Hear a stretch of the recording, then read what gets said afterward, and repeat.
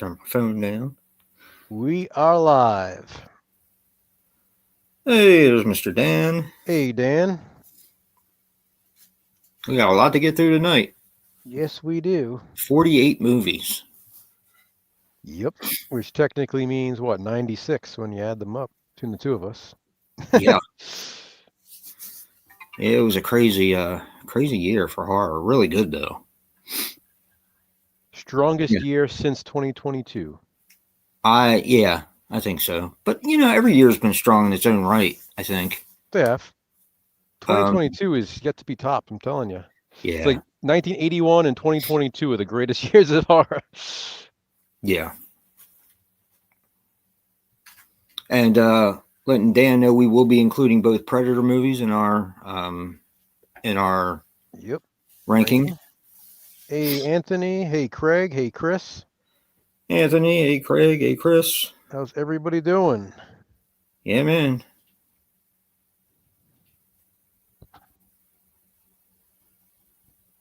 I can guarantee I haven't seen all of these.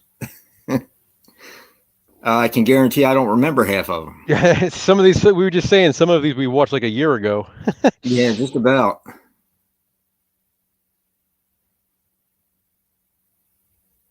Sinners. That was a good movie. I like Sinners.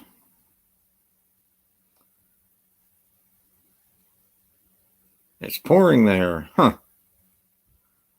It was Hey, raining here Shannon. all week. How you doing, Hey. Shannon? Hey, Shannon.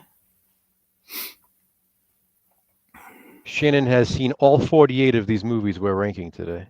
Has she? No. Oh. I mean, she could have. I don't know that she has. That's I don't know. Some of them are kind of dicey. what I'm saying. This is an interesting list of 48. I think it's a pretty good list, though. Yeah. I really can't see how we could do any more than these. Like, there's a few Yeah. here and there that we probably could have done, but I think 48 was a good, nice round number. Yeah. I think so. And plus, it's the most that we've done so Yeah, far. for sure.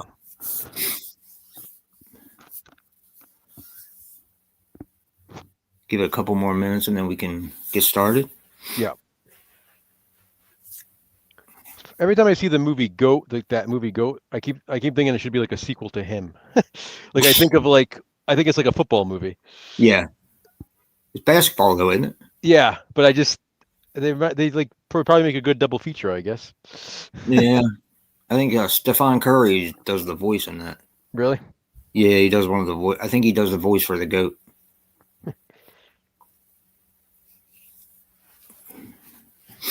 I haven't seen that yet, though. Yeah. Anybody in the chat, just so you know, I'm going to say it a few times throughout the night. I've seen Scream 7. Jason has not, so I have please not do yet. not put any spoilers in the chat. I'm going to be monitoring it, so if I see anything, I'm going to delete it. But don't spoil the movie for Jason, please. I don't think any of you do it on purpose. I'm just saying, don't be like, "Hey, what did you think about?" and then say like a specific thing that happened. Like, I would love to talk about it, but not yet. Yeah, I was supposed to go see it last Sunday, but I wasn't feeling well, and my daughter ended up getting food poisoning. Did I tell you about that? You didn't tell me about your daughter, no? Yeah, she got food poisoning. Damn. So if I would have went to see Scream, she wouldn't have gotten it. Yeah. Because she went with her. She ended up going with her sister-in-law, and she got a crab cake bagel with egg on it, and I guess something was wrong with the crab cake. I mean, she's taking all kinds of risks with that, isn't she? Yeah. It's like, can I get salmonella from the eggs, or can I get something from the fish? Right. But I think it might have been the crab cake, though. Jeez, I think it's the combination of putting the friggin' egg on the crab. Could be. But yeah, she was. Greg spoiled it. He said Ghostface is the killer in Scream 7. Oh no! And there's 5 of them. What did I see the other night that I was going to tell you about? Probably some that kind you of may not perversion. like because it kind of emulated Scream in a way. Ah, shit! What the fuck was it? So I wouldn't like it because of that? Well, I don't know that you wouldn't like it, but I'm just like, really? Oh, Hell of a Summer. and I just gave it away, sort of. Yeah, Hell of a Summer. Hmm. That's what I watched the other night, and it's not like Scream. You have to watch it. I mean, I really didn't give anything Yeah, I away. heard it was like more comedy though, right? It's fun. Yeah. Some people won't like it because of the cutaway kills, Yeah, that's actually what I heard. I heard a lot of reviews who were complaining about that. but you know, I've seen you and I've seen so many movies, so many slashers where they show everything that it doesn't bother me to have a cutaway kill. I want to make a movie called Cutaway Killer, where all the kills in the movie are cut away, but then the very last kill is like extremely graphic and violent and bloody and brutal. Yeah. Oh man. What else we got in here? My eyesight's going. I think it's the chemo. It's just your age. Could be. I look at the phone more than I should. That's for damn sure. Yeah. But you just about ready? Yeah. We can get started.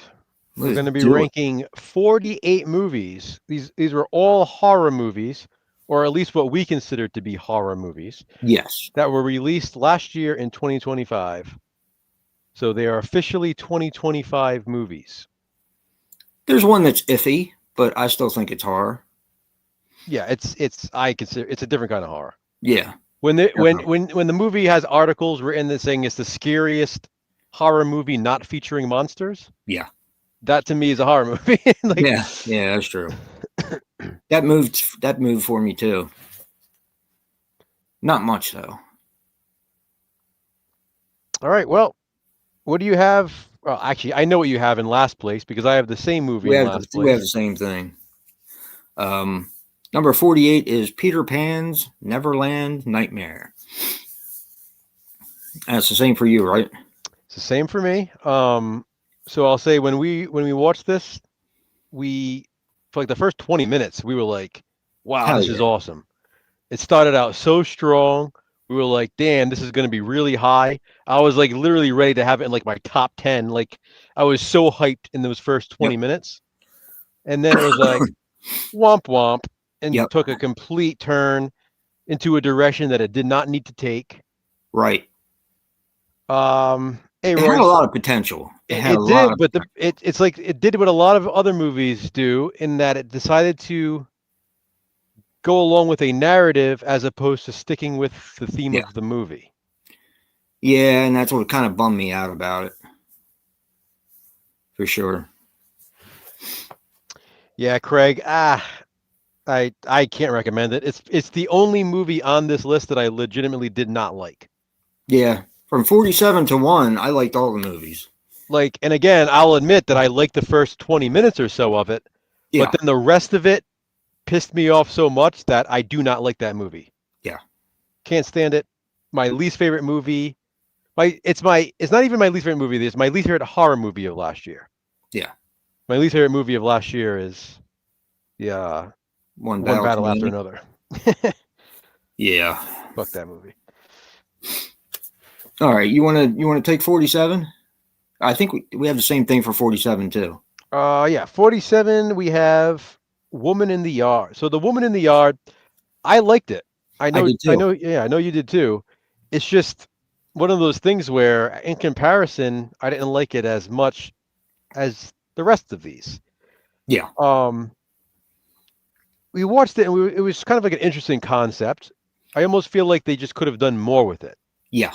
It kind of just left me feeling like unsatisfied. Like it's a cool idea. There's definitely some creepy moments in it.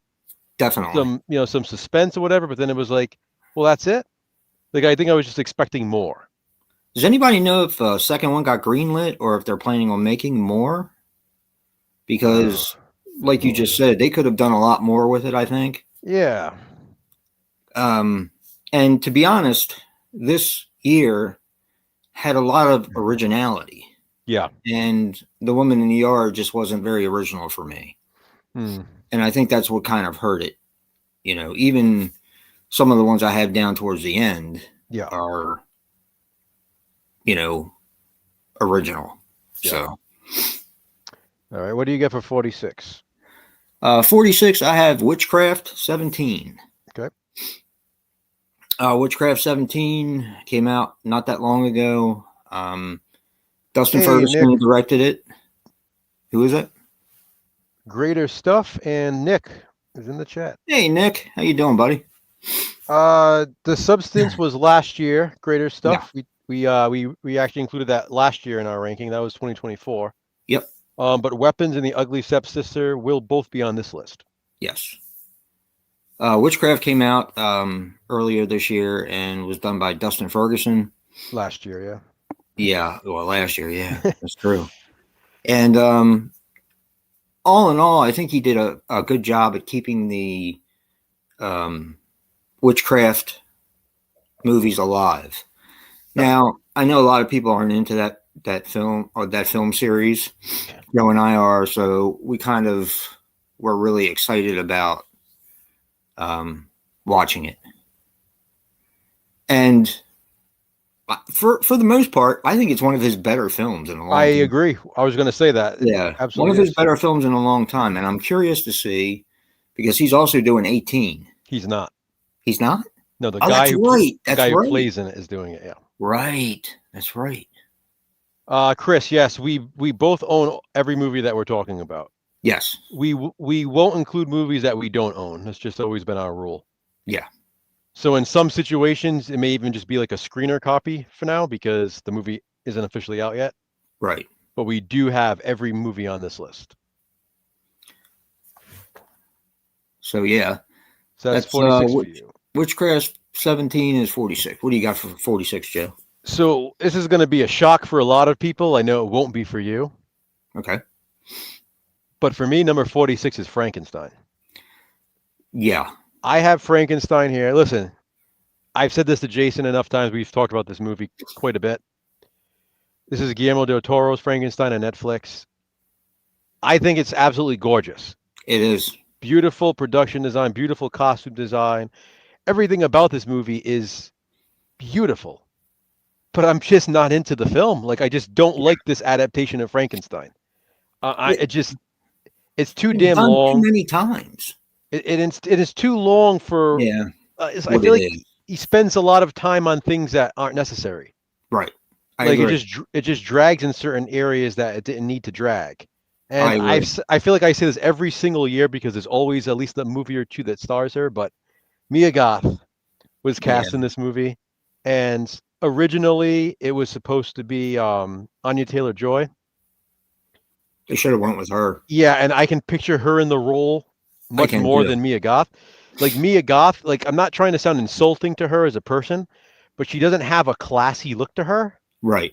And in this movie, she's supposed to have like this old, like Victorian classy look, and she just doesn't have that look. Yep. I feel like Anya Taylor-Joy would have pulled that off better. I think so too. So for me, it's just sort of jarring seeing Mia Goth in that role. I just really wasn't a fan of this movie. I struggled a little bit wanting it to end because I was just done with it. And I always give movies at least a second chance, so I won't say that I'll never watch it again, but I have no interest in watching it anytime again soon. Yeah. I'm not far behind you on that one. So that's number 46 for me. Okay. What do you have for 45? What do you have for 45? I just did 46. Oh, I have Sweet Revenge. Okay.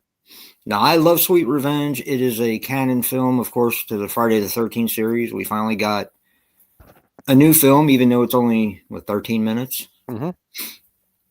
Clever, but right? I wanted more, which is probably why it ranks so low. I love the kills. Not far from me either. Yeah, I love the kills. I wanted more. If this was a full-length feature film with more to it, it would have been a lot higher for me. If this was a full-length, this would be way high. Yeah. But 13 minutes is like you're just getting up to it. It's a tease. And then it ends. Yeah. I'm like, son of a. So I did like it a lot, and I'm really glad that this is the first step that they're taking. Me too. But yeah, that's what I have for number 45. What do you have for number 45? Nick, believe it or not, I've owned Crimson Peak forever and I've never watched it. Oh, I love it. So I can't tell you what I think of it because I haven't Love seen it. Crimson Peak. I will have to watch it though. Beautiful film. Let me know. I'll watch it with you. It's a good reminder. I actually was just organizing some stuff the other day, just yesterday, I think it was, and I came across it. I don't have the Arrow. I have the regular I just have release. the regular release over Yeah. there.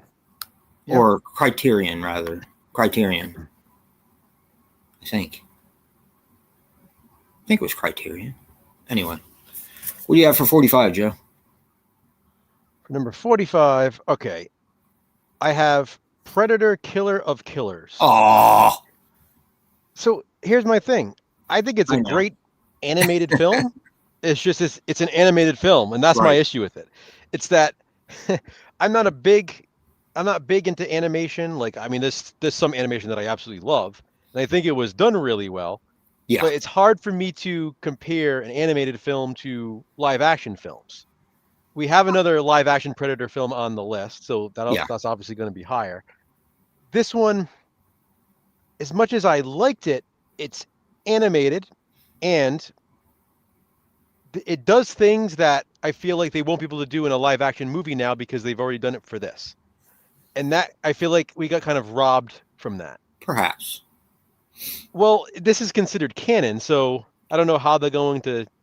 Well, you could always go back and, I mean, it ended with kind of like a question mark in a way. It did. I love how it ends. Yeah. Especially like the director's cut ending. Yes. So the director's cut ending it's amazing. It's a great ending. That's like my favorite thing about the movie. Yeah. But again, because it's animated, it makes me question, like, so where do they go from here with it? Yeah. Because I understand. If that was a live action movie, man, I would have been blown away by what they did with it. But, Well, damn. What do you got for 44? Number 44, I have Ash. Okay. I like Ash. I like Aaron Paul from Breaking Bad. And I thought it was interesting, but I will admit it lost me a couple times. Like I understood the film, but I found myself, and you think you said this on How Green Was My Valley, I found myself wandering a little bit through some of the film. So that's kind of why it ends up here. I did like it, and I thought it was a really good effort, but I don't know. Jason originally wanted to see this one because he thought it was called Ass. So then he was disappointed when he found out that it was an H instead of an X. Ass Masters. Yeah, so that's kind of the way it ends up, I guess. Right. I liked it, but what do you have for number 44? 44, I have Diced Reloaded. Ha! That's probably one that not a lot of people have heard of. So Diced Reloaded, a lot of people compare it to like it's like a Terrifier type slasher. Yep. With Benny the Scarecrow instead of Art the Clown. Right. Very low budget, independent.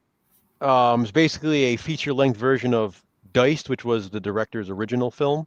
Right. He just expanded it into make it a full length feature film. Feature film. I'm a slasher guy, so I love slashers, so it's definitely a fun one. It really just comes down to like a quality thing, like how much will I watch this one compared to others on the list, and I just really couldn't put it any higher, but I definitely couldn't put it any lower either. So just sort of ended up here. I get that. What do you got for 40? All right, 43? I have Companion. Jesus Christ. I really like Companion. Whoa. I really did. I just didn't know where to put it. And this is kind of how it ended up. I was like, well, I can't put it here because I liked it more than this, and I can't put it here. And this is kind of how it ended up. That's wild. Okay. I mean, I liked it. I see that's what we're talking about, the originality of this year. I thought that the movie was very, very original. And actually, my daughter watched it and liked it, which is unusual because she doesn't like horror. But that's sci-fi too. So, but yeah, Companion. Okay. I liked it. It's not one I'll be returning to a lot. Okay. What do you have for 43? Yeah. 43 is where I have Sweet Revenge. Nice. Same reasons as you. I think it's awesome, but it's Yeah. only 13 minutes. Now, the cleverness of that is not lost on me. It's a 13-minute film, Friday the 13th. And Yeah. it's the 13th film in the franchise now. But 13 minutes. like we are saying, it's a tease. It's like I wanted more. I love the look of it. Yeah. I love the kills. Everything about it is just awesome, but it's over before you know it. Yeah. Jason could have been a little bit bigger, but I said that when we were watching it. Yeah, and then I made fun of Doesn't you really. because your I favorite mean, is Friday the 13th Part 2, and it's the I smallest damn know, Jason I in the know, I franchise. know. Steve Dash, I know. Warrington Gillette. So, yeah, I mean, again, if this was a feature-length film, it would be much higher, but it's not, so it Yeah. goes here. All right. 42 is where I have Diced Reloaded. And the reason why it beat out Companion and Ash and Sweet Revenge is because it is a slasher movie and it's a full length slasher movie. And to be honest, I wasn't really expecting much when I watched it. And it surprised me. I kind of like Benny the Scarecrow. I just enjoyed it. It's just mindless entertainment for me. It was something I could just unplug my brain.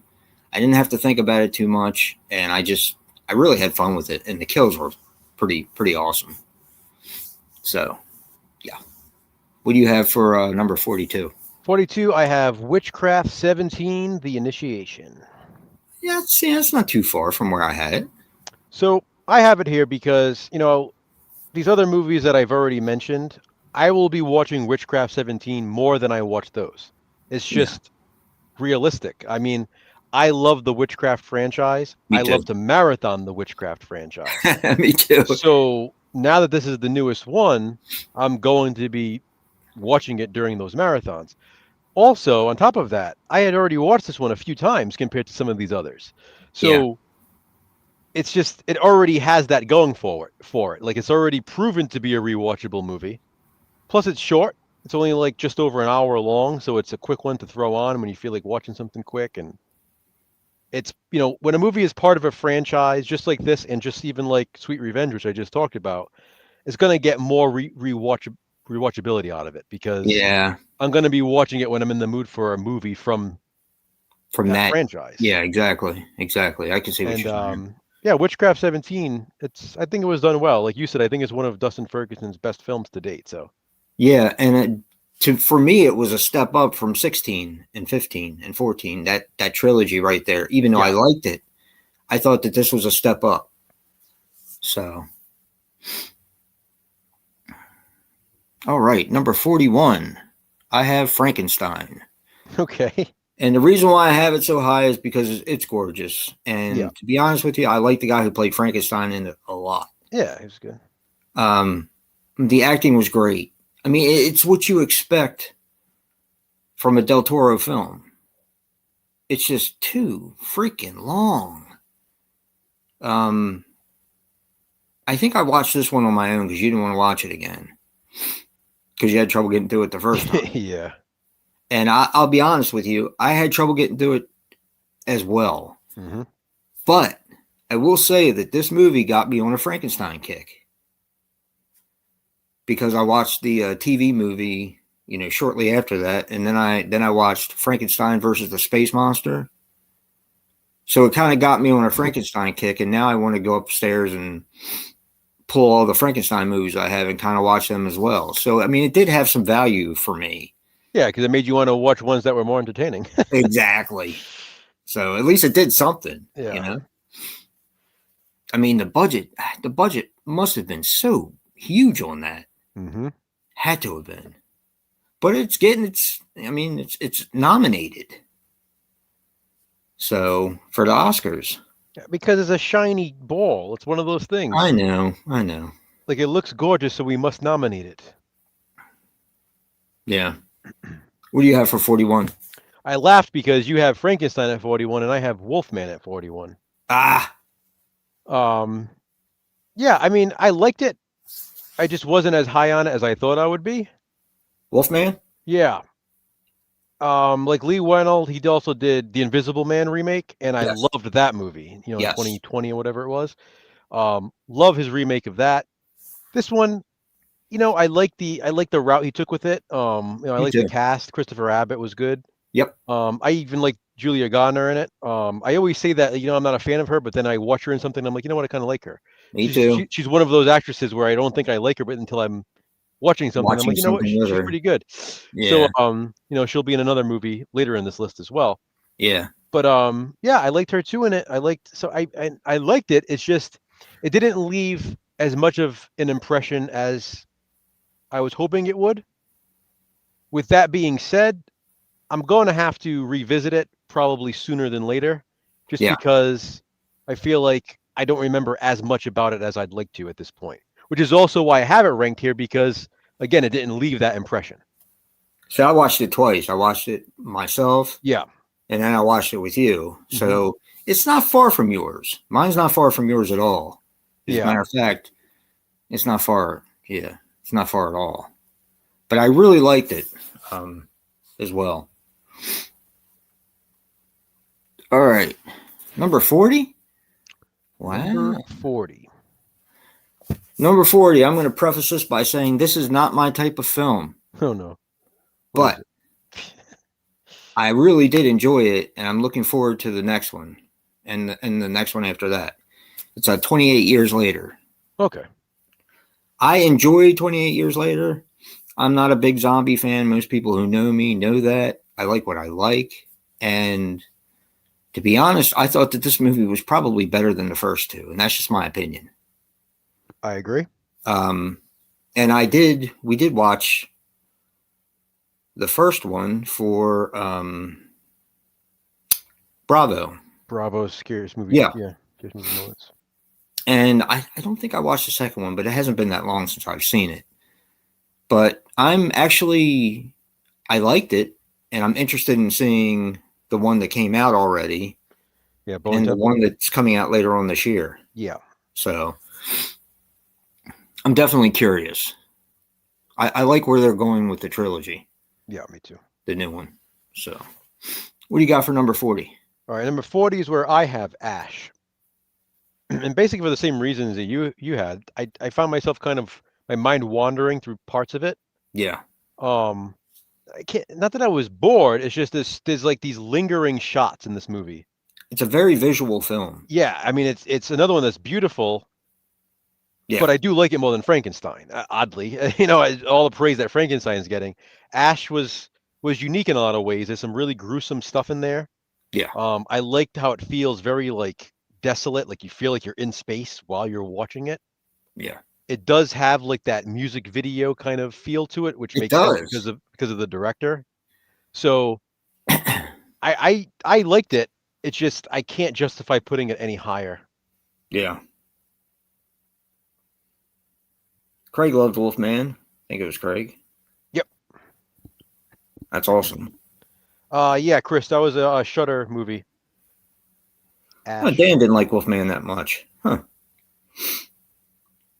Interesting. It was just Wolf Meh to him. Wolfman. Yeah. Well, I mean, it's hard when you're talking about the original Wolfman. Yeah. It's such a damn good movie and such an iconic film. I mean, I that honestly like the 2010 one too, the Wolfman. I did too. I did Yeah, too. so I think we did that for positive spin. I think we did for Positive Spin, yeah. Yeah. 39, what do you got? Megan 2.0. Okay. Megan 2.0 was my second to last film. First time I watched it. Truthfully, I did not dedicate it enough of a view to it when I watched it with Joe. So I said, that's not fair. It shouldn't be second to last because I didn't really give it my full attention all the time. I think something happened while I was watching it. Somebody was talking to me or something. And so I watched it again, and I liked it a hell of a lot more. Yeah, it's fun. I liked it so much more my second time with you. Yeah. I remember I watched it before I watched it with you, and Yeah. I was just kind of like so on it. Yeah. And then when I watched it with you the second time, I was like, damn, this is a lot more fun than I remember. It was a little longer than it should have been, I think. I think the first one is too. Yeah, yeah, that's true as well. But and this is another one that can be. Is it horror? Is it not? It's more sci-fi than horror. But it's a sequel to a horror movie, so. Right, right, and it does have horror elements in it. Oh, for sure. So, I mean, I liked it. I liked it quite a bit. I'm not sure if they're going to make any more. I know this one did really well. First one did really well. So, I mean, I liked it enough where I'm going to see the third one when it comes out. So, yeah, you know, definitely. Well, we would see it anyway. yeah. What do you have for number 39? 39, I have Coyotes. Interesting. I had a lot of fun with it. This is one that originally we weren't even planning on doing, and then you picked it up, you watched it, you said it was fun, and I was like, all right, I'll pick it up, I'll watch it. Yeah. So we ended up watching it together, So and I much fun. enjoyed it. I had a lot of fun with it. My issue is I already forgot a lot about it. Not So when me. I was ranking it, I was like, like I can't remember too many specifics about it. So when I do these rankings, that's sort of detrimental to the film because it's like, like if it's not sticking with me long enough, then how can I, justify ranking it higher than others? I just remember having a really good time with it. I sort of kind of left it alone where it was in my ranking and kind of just moved stuff around it because, Yeah. again, I couldn't remember so much about it. Mine's kind of that way too. It's not that far from yours. Not that far. But then again, I did watch it twice. Yeah. So. 30 38 is Wolfman for me. Okay. I was surprised. A lot of people, of course, crapped. A lot of people crap on everything. But a lot of people really crapped on Wolfman. But I liked it. I liked the direction that it took. And I don't want to spoil it for anyone who hasn't seen it. But there's a certain direction that the father has, like a certain power that the father has, that I thought was a really neat direction for it to go in. You know what I'm talking about? Yeah. Yeah. And I thought that was interesting. So, and it was pretty gory. And I like Chris. The guy, Chris Abbott, is that his name? Christopher Abbott. Yeah. Yeah. Can we eat first? Can we eat first? Yeah. I've seen that movie I don't know how many fucking times. But yeah, that's Wolfman. But 38 for me. What do you got for number 38? I really tried. I tried to be able to rank this movie at number 28, but it just wasn't happening. So instead, it's at 38, and that is 28 years later. Yeah. Yeah, I liked it more than the other two. This is my favorite 28 movie Yeah. as of right now. Mine too. But like you said, it's just not my kind of horror. Like I'm not really a big zombie guy. Yeah. And I don't know. It was never going to be a favorite. I was never going to like it as much as other people are because of that. With that being said, when we were watching it, I was like, you know what, this is pretty damn good. We were both surprised. Yeah, it was definitely better than we expected it to be. Yeah. There's that one scene when they're running like through the water towards the beginning of the film. Yeah. I thought that scene was great. Like part, I was like, all right, this is pretty damn good. And I actually really like how it ended too. Yeah, I did too. On that cliffhanger, it definitely made me curious for the next one. Yeah. And I'm a big fan of Ray Fiennes. I think Ray Fiennes is great. So he was good in that. Yeah, he was. Yeah. Yeah, 38 is 28 years later for me. He wanted to put it at number 28. All right, 37 is a movie that it's Bring Her Back. Oh, that's mine too. Is it really? It is 37. Yep. I thought I was going to like this one more. Me too. And the reason being is because everybody built it up. Oof. Big time. And it just didn't have that effect on me. Yeah. That it had on a lot of other people. And yeah, so let me tell my story. There's a good leeway. So when I bought this Blu-ray, the cashier, the girl, she's like, "Have you seen this yet?" And I'm like, "No." I'm like, "I heard it's really good though." She's like, do you have any triggers, like emotional triggers?" I was like, "No." I'm like, "I'm a big horror fan." I'm like, "It takes a lot to really, get to me." And she's like, all right, she's like, good, because this one, this one's like really extreme, and this one's so scary, and I try to warn everybody there's trigger warnings, and then while we're talking about it, another cashier overheard, and she comes over and she's like, "Are you talking about Bring Her Back?" Yeah, So when she realized that we were talking about that, I was like, "Damn, I'm really excited for this movie." yeah, Like, you got these two people like really building it up, and I mean, I saw a lot of built up on the internet about it, but yeah. the internet is one thing. When people in person are talking this way about a movie, it's like, huh, it really makes you think, okay, maybe there's something to this. And we liked it. Now, it's not to say Mm, that there isn't. It's just this is not a rewatchable movie at all. no, not for me. It's kind This of a is downer. this is such a downer of a film. Like, you really have to be in the right state of mind to want to watch this thing, and I feel like it's going to lose its luster on rewatches. Like, after you watch it once, you know what to expect with the rest of it. So it's kind of like, do I really need to sit through this again and feel this way? It's not, Yeah, it's a tough one. yeah. I'm surprised we had that both at number 37. Hey, Michael, how you doing? Hey, Michael. Let's see. Number 36. I have Hell House, LLC, Lineage. Okay. Joe got me into Hell House. I had the first one. I could have sworn I saw it, but you kept saying you never saw it. So maybe I didn't. But I love the first one. Um, the second one was okay. Third one was really good. Fourth one was okay. And I like this one, but this one's a little bit different. And I think that's where people have a problem with it. I didn't. I thought it was great. Yep. And it's not my. I don't think it's my last place one. I'd have to look in my letterbox. But I don't think. I don't think it was when you. No, I think number 4 was my last place. I think. But this is a fun series. I will say that after we finished watching them, I was kind of hell housed out. Like, I couldn't have started over. If that says anything. Okay. But it is a really fun series, and I really enjoyed this one. What do you have for number 36? Yeah. I have Dangerous Animals. Oh, come on. Okay. Come on, man. Dangerous Animals. It's a cool movie. I think I just wanted more from it. Really? Yeah, I don't know. I feel like I wish we got to see more like victims first before it got into it. Like, it almost becomes more of like a hostage movie. Yeah. Yeah, kind of. Yeah. Like, I almost wish we got to see him take more victims before he meets her.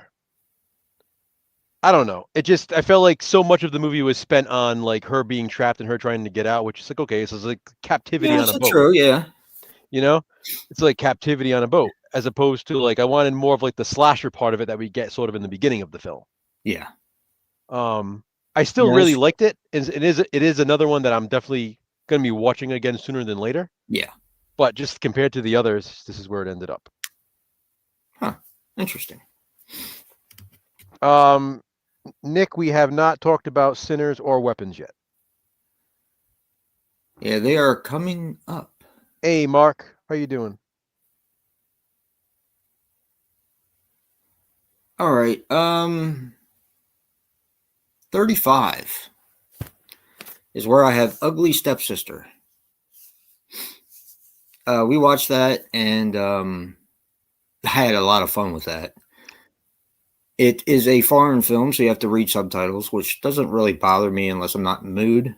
There's now a dubbed version that finally came out. I kind of like it the way it is. No, I do too. I would, obviously, but I'm just saying, for people who want to watch it that don't like subtitles, there is a dubbed version out there now. Let me just say that this has some gross out moments in it. It has some of the grossest moments I've ever seen. Yeah, I think so too. It's when Well, you got to see it. I'm not going to spoil it for Yeah. anyone. It's definitely worth checking out. It's kind of like a what if story. And I like what if stories. And it's about Cinderella. So, of course, ugly stepsister. But I really had a fun time with it. Really had a fun time. What do you have for number 35? Yeah. 35, I have Black Phone 2. Oh. I just wasn't feeling it. I another one. This is probably the movie on the list where I can say it again. Like I just wanted to like this one more. Yeah. I liked it, but at the same time, I was disappointed. I liked the first movie so much that I was really expecting this one to at least be closer. Yeah. And plus the snowy setting and stuff, I was like, this is really going to be good. But watching it, I realized, okay, the first one was based on a book. The second one wasn't.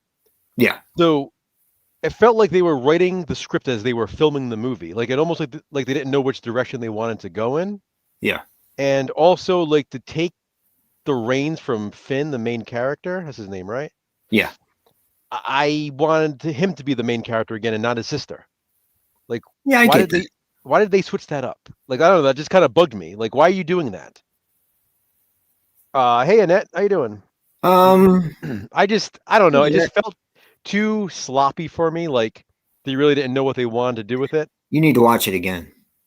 Eh. I felt the same way you did the first time I watched it. I watched it again because I wasn't satisfied. Annette's with me. She said she wasn't a fan either. I wasn't satisfied with it, so I Yeah, watched it again, and I really liked it a lot more. I remember you said that. Yeah. It's not too much further up than yours, but I did like it more. All right, number 34, and this is another one that I just didn't know where to put it, so this is where it ended up, and that's The Hand That Rocks the Cradle. This is a damn good remake. And I still like the original better, but I do like this one quite a bit. The unfortunate part is it ended up here because I forgot a lot of it. So I kind of had to go by what I originally ranked it as. So, but to me, I don't understand why people crap on it so much because I thought it was a quality remake. And it took the original idea, it did something different with it, which is what I like about remakes. So, what do you got at number 34, Joe? 34. I have okay. So this is one like you just said. I didn't know really where to put this one. Yeah. I'm going to tell you why. So I have Drop at 34. Wow. This is like a tough one because It's a tough movie. I loved it, but it is like the epitome of a movie that once you watch it and know the twist and the reveal, yep, I don't think a second time is going to be as impactful because the whole selling point of this movie is what's happening, what's going on, who is it, trying to solve that mystery along with the character. Yep. So once you watch it and you already know the answer, I don't think it's going to have that rewatchability that a lot of these other movies will have. I did the same thing. I left it right where it was, and I moved stuff around it. Yeah. So because of that, I have it here. I liked it a lot, though. Yeah, I liked it more. But you are right about the rewatchability. It's not like something like a Scream movie where you can go back and watch Scream to find out like which killer was this and who killed who, and plus they're so entertaining. Little clue, but there's also like little clues and stuff like that. With Drop, it's just straightforward once you find out what the story is. It is what it is. It does take its time getting there, though. It does. I mean, we had a blast watching it. I remember. Yeah. But it just dropped here. All right, number 33 is Coyotes. Now, I watched this one twice. I just had so much fun with it. there's something about Justin Long that makes a movie better for me. I don't know what it is. And the characters in the film all were kind of fun. And I think a lot of people said that the CGI was bad in it. I didn't really think it was that bad. I remember you said it wasn't that bad either. No, it wasn't. I mean, it wasn't like fantastic, but I really wasn't like, oh, this isn't bad. Right. This is right. good. It wasn't terribly noticeable. No. And I liked the reasoning behind the film. Yeah. Okay. I thought that was very, very cool. Yeah. Different. And like I said, for me, Justin Long makes the film better. So it's just, I had a lot of fun with it. And it had a lot of humor to it as well. And it hit with me. What do you have for number 33, Joe? 33, I have Megan 2.0. Okay. This one bounced around a lot. Yeah. Especially since this was actually one of the first movies I watched for 2025. Yeah. Because when it first came out. And then I watched it again with you later on. Yeah. So this was originally like in top 10 because it was only in the first 10 that I watched. Yeah. All the way. And then it just bounced all around my list. Yeah. Like you said, it's one of those things where it's not necessarily horror, but it's like horror adjacent because it's sci-fi, horror, humor, but it is a sequel to a horror film, so it definitely counts. But yeah, I feel that way too. Honestly, like you said, the first time I watched it, I was just kind of like, like I like it, but not as much as the first one, even though I don't really necessarily love the first one.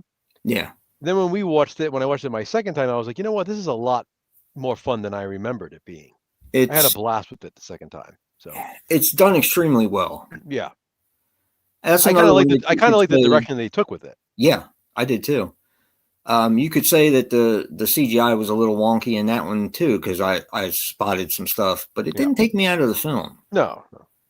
Because most of it was CGI. So that's just kind of how things are nowadays. Yep. So my next one's gonna garner a lot of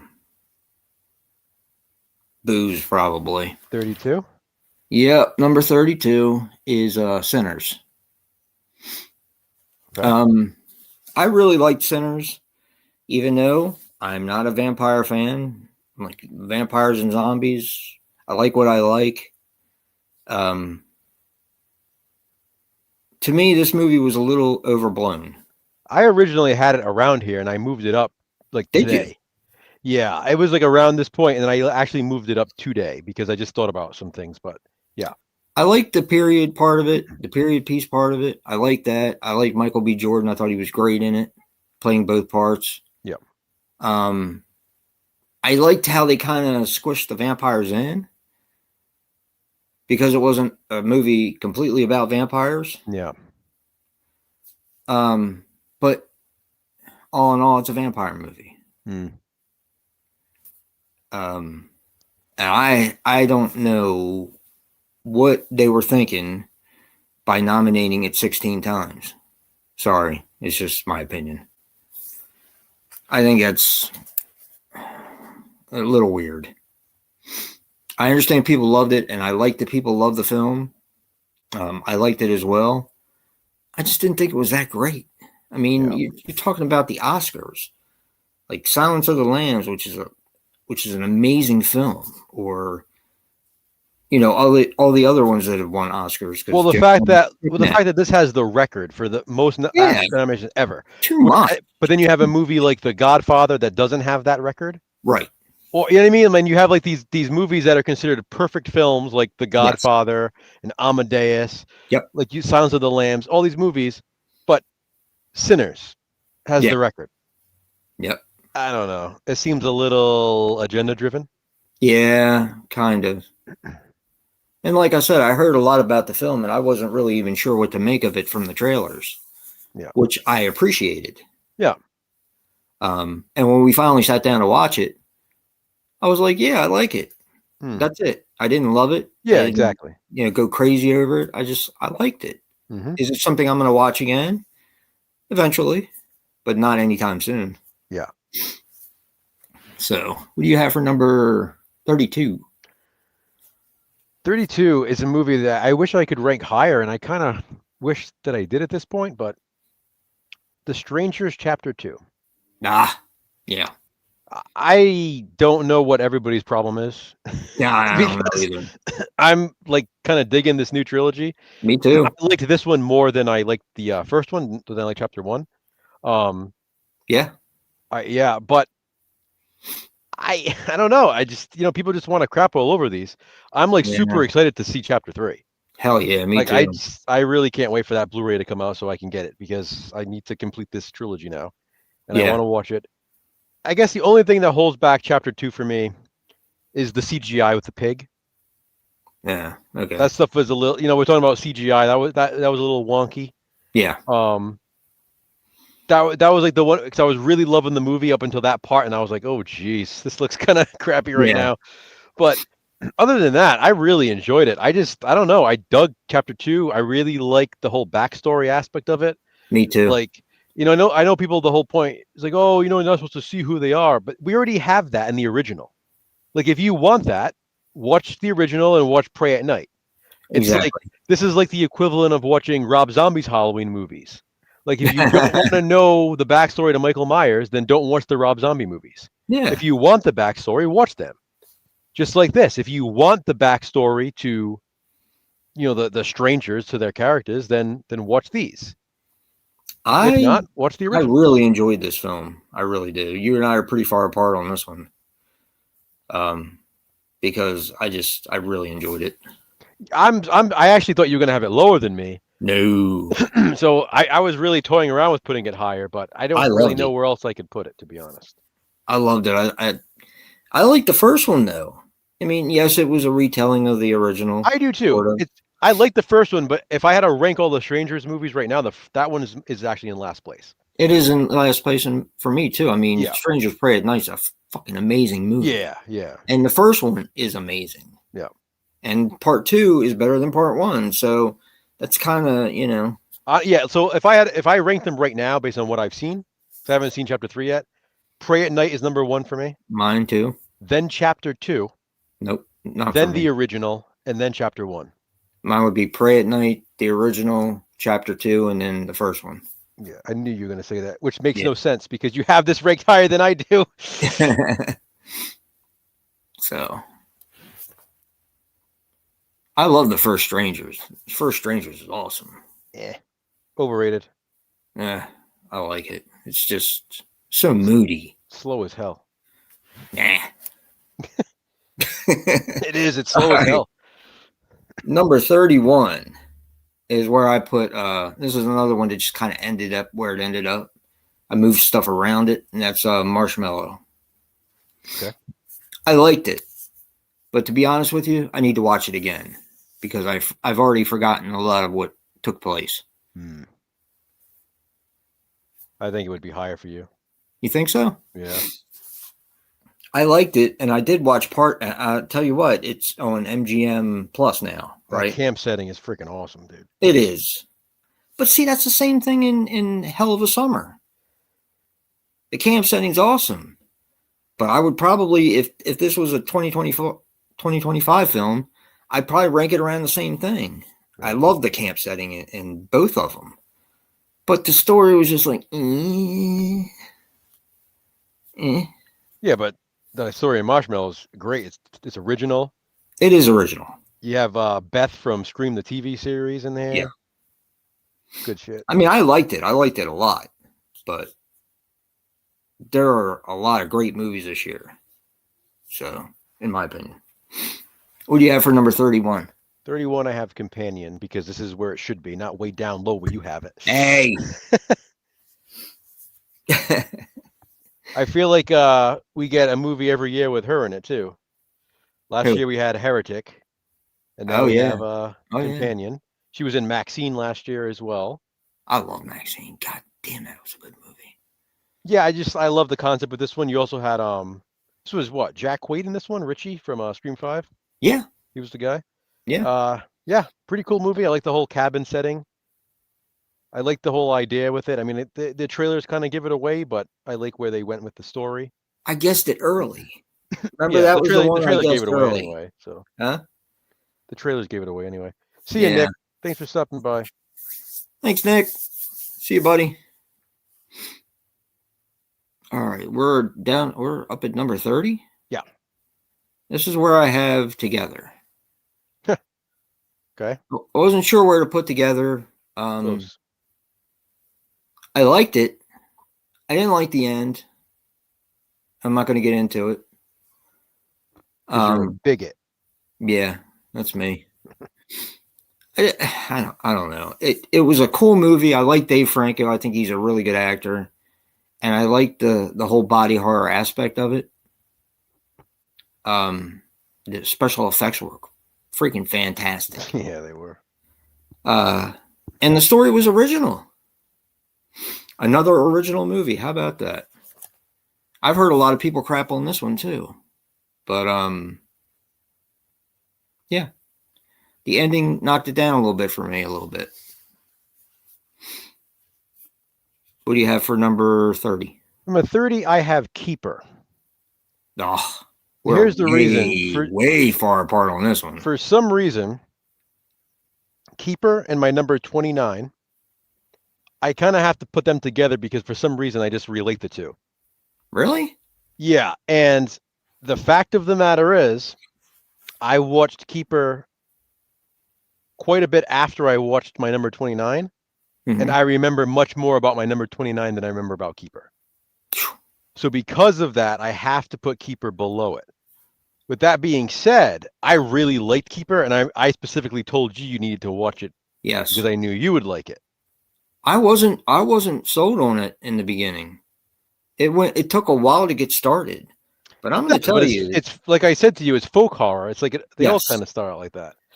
They had probably some of the creepiest things in that movie that I've seen in a long time. Yeah, there's some creepy stuff for sure. That's why it moves way up high for me because of how it turned out.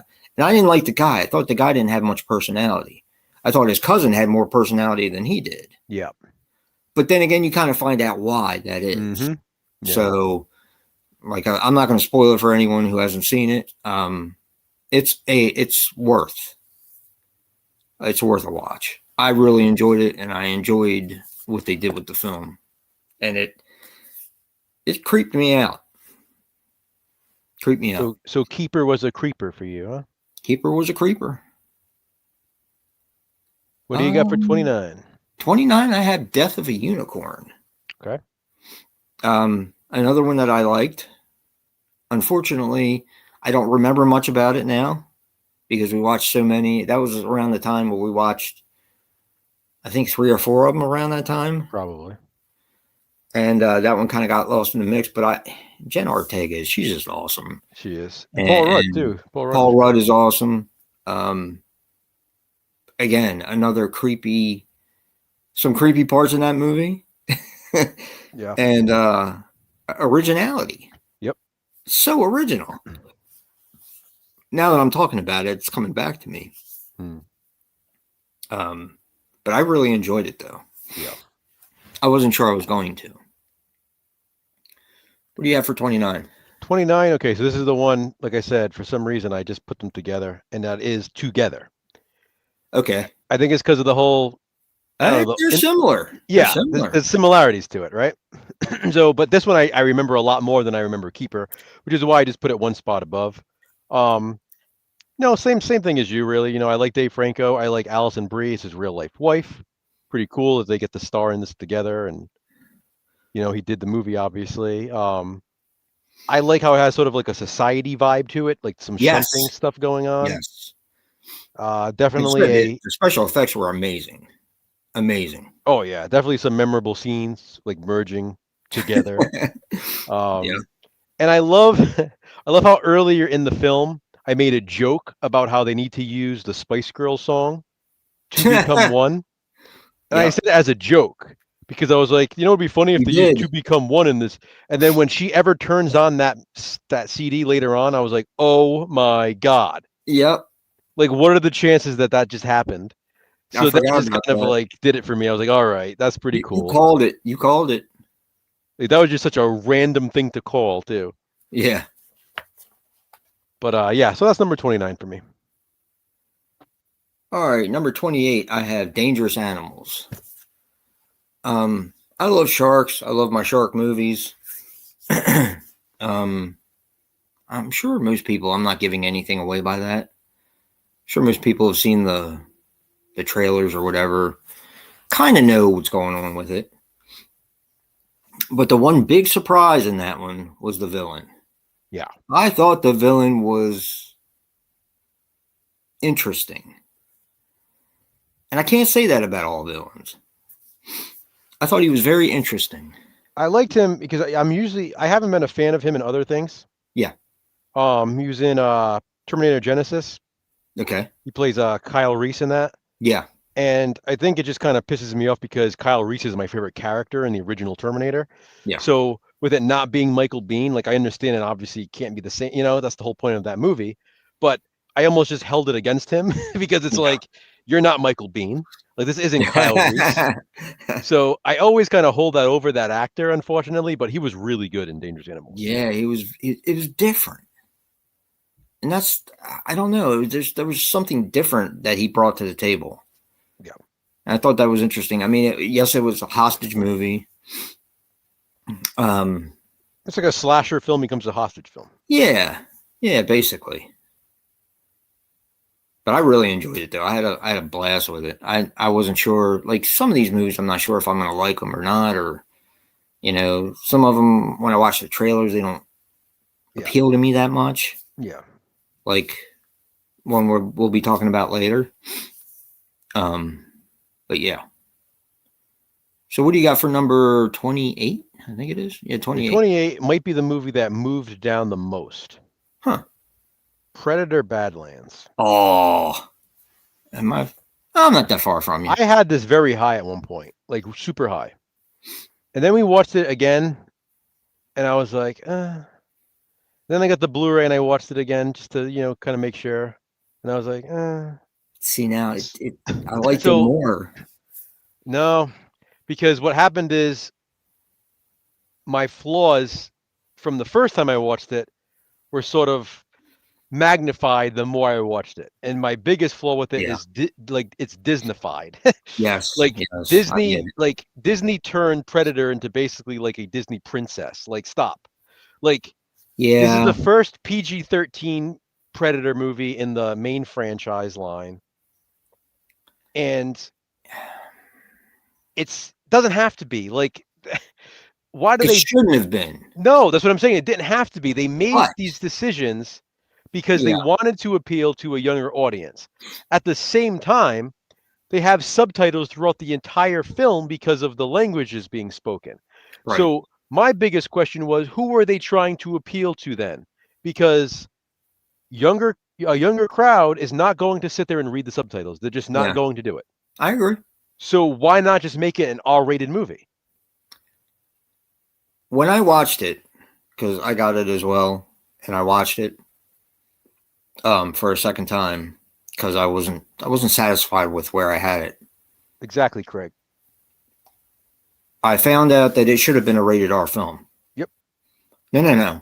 The way it is, it should have been rated R film. No, it should. That's why they changed the color of the blood. Too. Blood. Yeah. That's what did it. Yeah. But you're also dealing with aliens. So, But that's my point. The point is it's a Disney movie, so they get away with it. Yeah. It's like to me, it feels like The Mandalorian. That's what it reminded me of. Oh, I love The Mandalorian. I do, but that's not a Predator film. It's not meant to be. The Mandalorian is part of Star Wars. Predator should be part of Predator. Yeah. Like this felt like a Star Wars Predator film. It doesn't mean that I love Star Wars any less. It just means that it does not feel like a Predator movie. Like you have like you got a small cute creature following him around. You have him like with this girl now. It's so. It's like, come on, like again, like who are we trying to appease here? I had fun with it. I did too. Again, I had it much higher, but at the end of the day, it's like this is why Disney keeps getting away with this stuff. Yeah. Because we allow it to happen. Yeah. It's like you can go back to like our conversation when I first watched it. Even on my letterbox, I loved it when I first watched it. I had an absolute blast with it. I had so much fun. The more I watched it and the more I thought about it, I'm like, I am part of the problem here. I'm part of the problem. No, I'm just being honest because this is why Disney keeps doing this. Yeah. They're taking these properties and they're just doing it to make money for themselves. Like, I get that's the point. That's the business. That's the whole point of the business. Yeah. But let's look at the first Predator movie.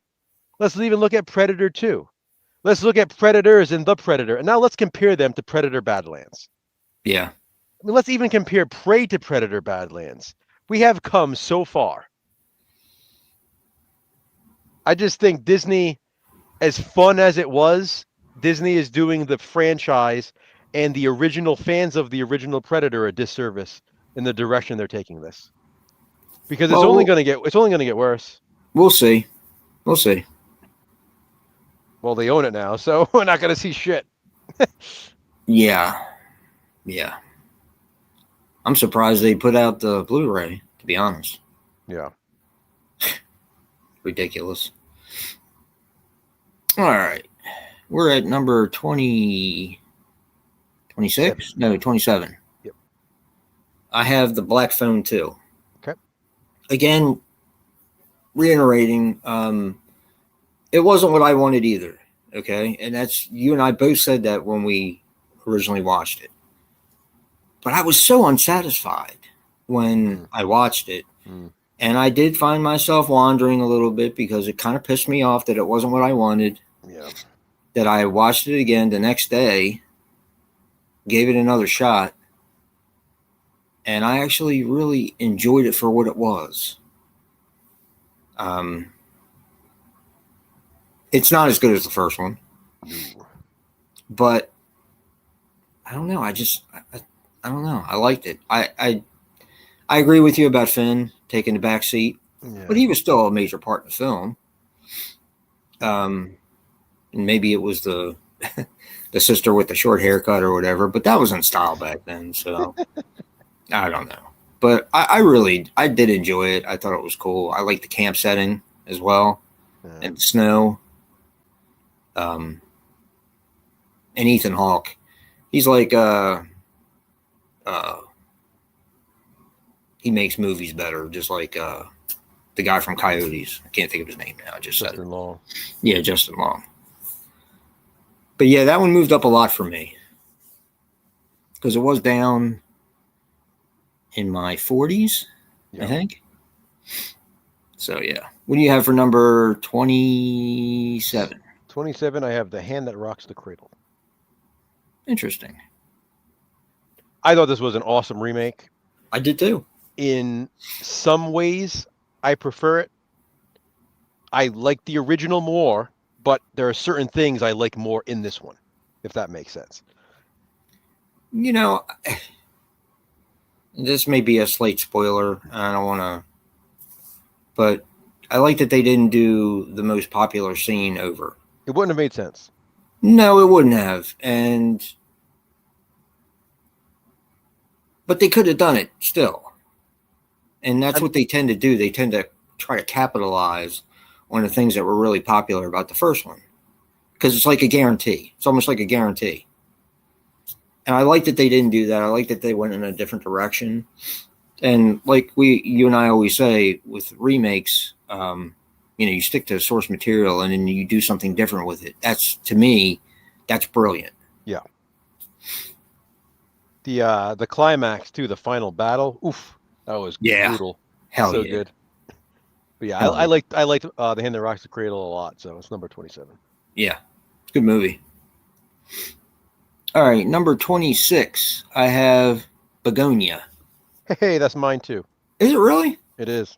I thought that would be higher for you. It was. You raved about that movie. It was, but it's a rewatchability thing. Yes. Yes. As a one-time watch, Begonia is mind-blowing once you see all the way through.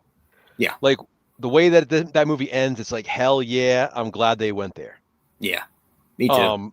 But kind of like Drop earlier on, once you know, yes, it's going to lose some of that luster. Yep. Now I have it higher than Drop just because I do understand why it's Oscar nominated and stuff. There's some great performances in this, and it's a really good film. Objectively, this is a really good film. I I get all that. Like I said, I love where they went with the story. My issue just is once you've seen it, once you know what happens, that mystery element is gone the second time you watch it. So, and it is definitely, for anyone who has a question, it is definitely a horror movie. oh, for sure. There's no doubt about that. That final sequence. Oh my God. Holy crap. Yep. Yep. That's interesting. I didn't know we would have it at the same spot. Excuse me. Right. What do you got for 25? Top 25 now.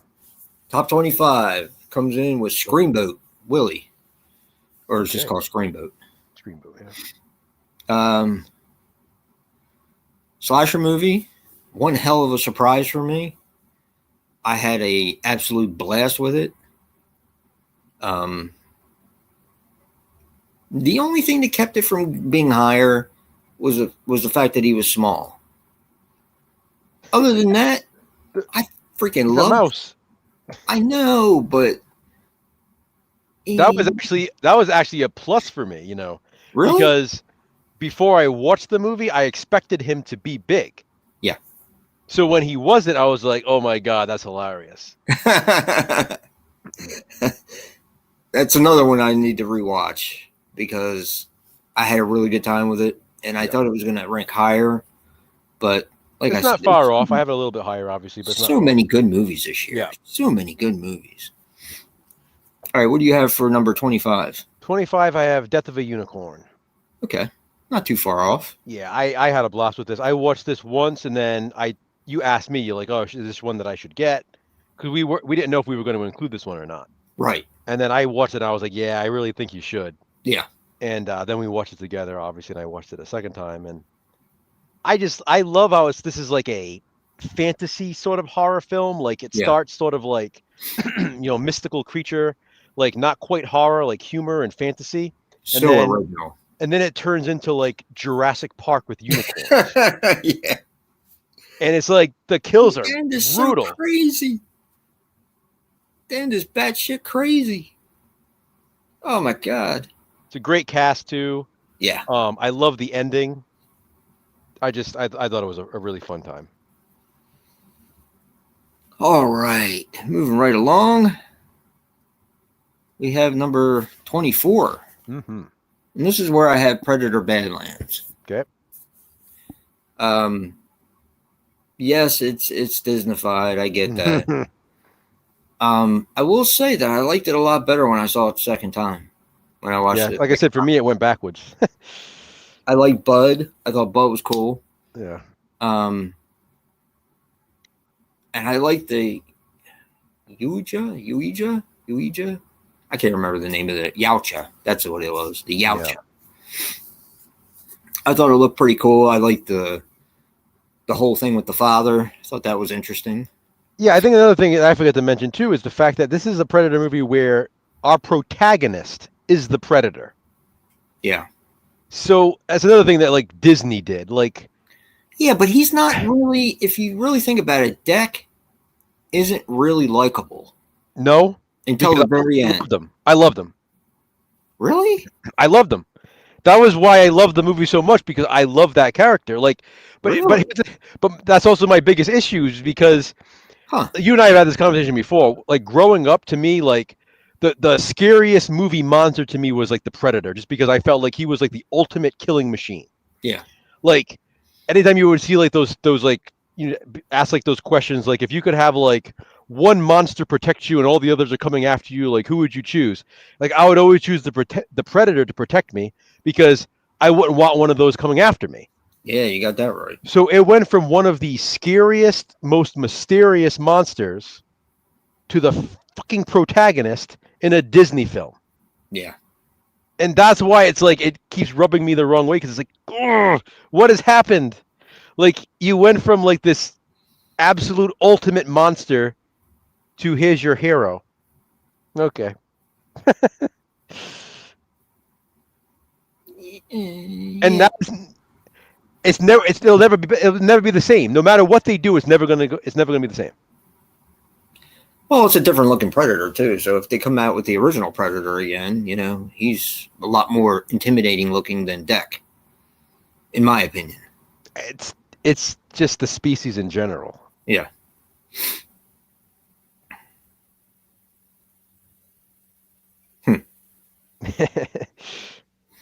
All right. What do you have for number 24? 24, I have Marshmallow. Okay. Not too far off. No, I actually had it higher earlier, then I moved it around a bit. But It's higher for Marshmallow I me just too. thought was super original. Super original. Like the twist is like this is one of those movies. Remember you and I talked about there was someone online who said that they saw the whole thing coming. Dude, my ass too. There's no I had to go back and watch there's literally no way. last act of the film again. There's The absolutely love no scene. way. Yeah. Doesn't even make sense for anybody to say that. Yeah. Anybody who's saying that is an outright lying sack of shit. Yes. Like they're not even exaggerating. There's no way of knowing. No, There's because it no really takes a turn that you don't even exactly. There's no way of knowing. It's not like guessing the killer in Scream. Like exactly. there's no way of knowing where this movie was going. I completely agree. And that was a huge reason why it was so impressive to me. I love the camp setting. I love that you have like all the child protagonists. Yeah. That's always like fun to me, kind of like a monster squad at camp. Yeah. I really like that. Again, you have Beth from Scream, the TV series in this. Just a good movie that's just different all around. Corbin Burnson has a role in this. Yeah. So No, Marshmallow I at enjoyed 24. it. I enjoyed it, and I enjoyed the twist. But Yeah. like I said, after you and I watched it, I had to go back and rewatch the last act again because it took such a twist. Yeah. That it just like kind of blew my mind. There you go, Bones. You just mentioned both of them. What? Marshmallow, dope, better than Hell of a Summer. That came out around the same time. Marshmallow and what? One Hell of a Summer. Oh yeah. And they're kind of similar. That's what he's saying. Yeah, he said he liked Marshmallow better. Yeah, I think I did too. Although I like the characters in Hell of a Summer a lot. Yeah. All right, number 23. Yeah. Is where I have Drop. Okay. Now I will agree that once you've seen Drop, it does lose a little bit of its luster. But very few movies had me on the edge of my seat the entire time. Oh yeah, that definitely did. First of all, I don't like heights. We literally said that when we were watching it. We were saying how like we were like on the edge of our seats. It was it's so like, suspenseful. You're waiting for this to happen. You're waiting for the other shoe to drop. I didn't see the end coming. I don't think you did either. No. But it was a good mystery. You know, it kind of reminded me of an Alfred Hitchcock film. Yeah, I can see that. Yeah. Yeah, what happened? Do you know what happened? I heard, but I didn't know the specifics. What? Bones was asking if we heard about Wes. Yeah, we heard about Wes. I'm not sure what happened, but yeah, it's a shame. It sucks. All right, so that was what, 23? Yeah. What do you have for number 23? Screamboat. Yeah, it's not too far from mine.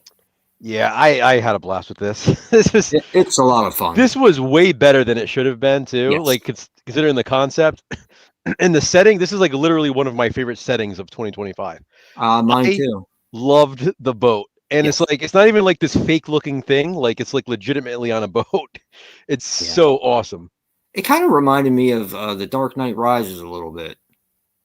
The boat. Yeah. Yeah, I just had that. That's what we have, Bones, the steel book of Screamboat.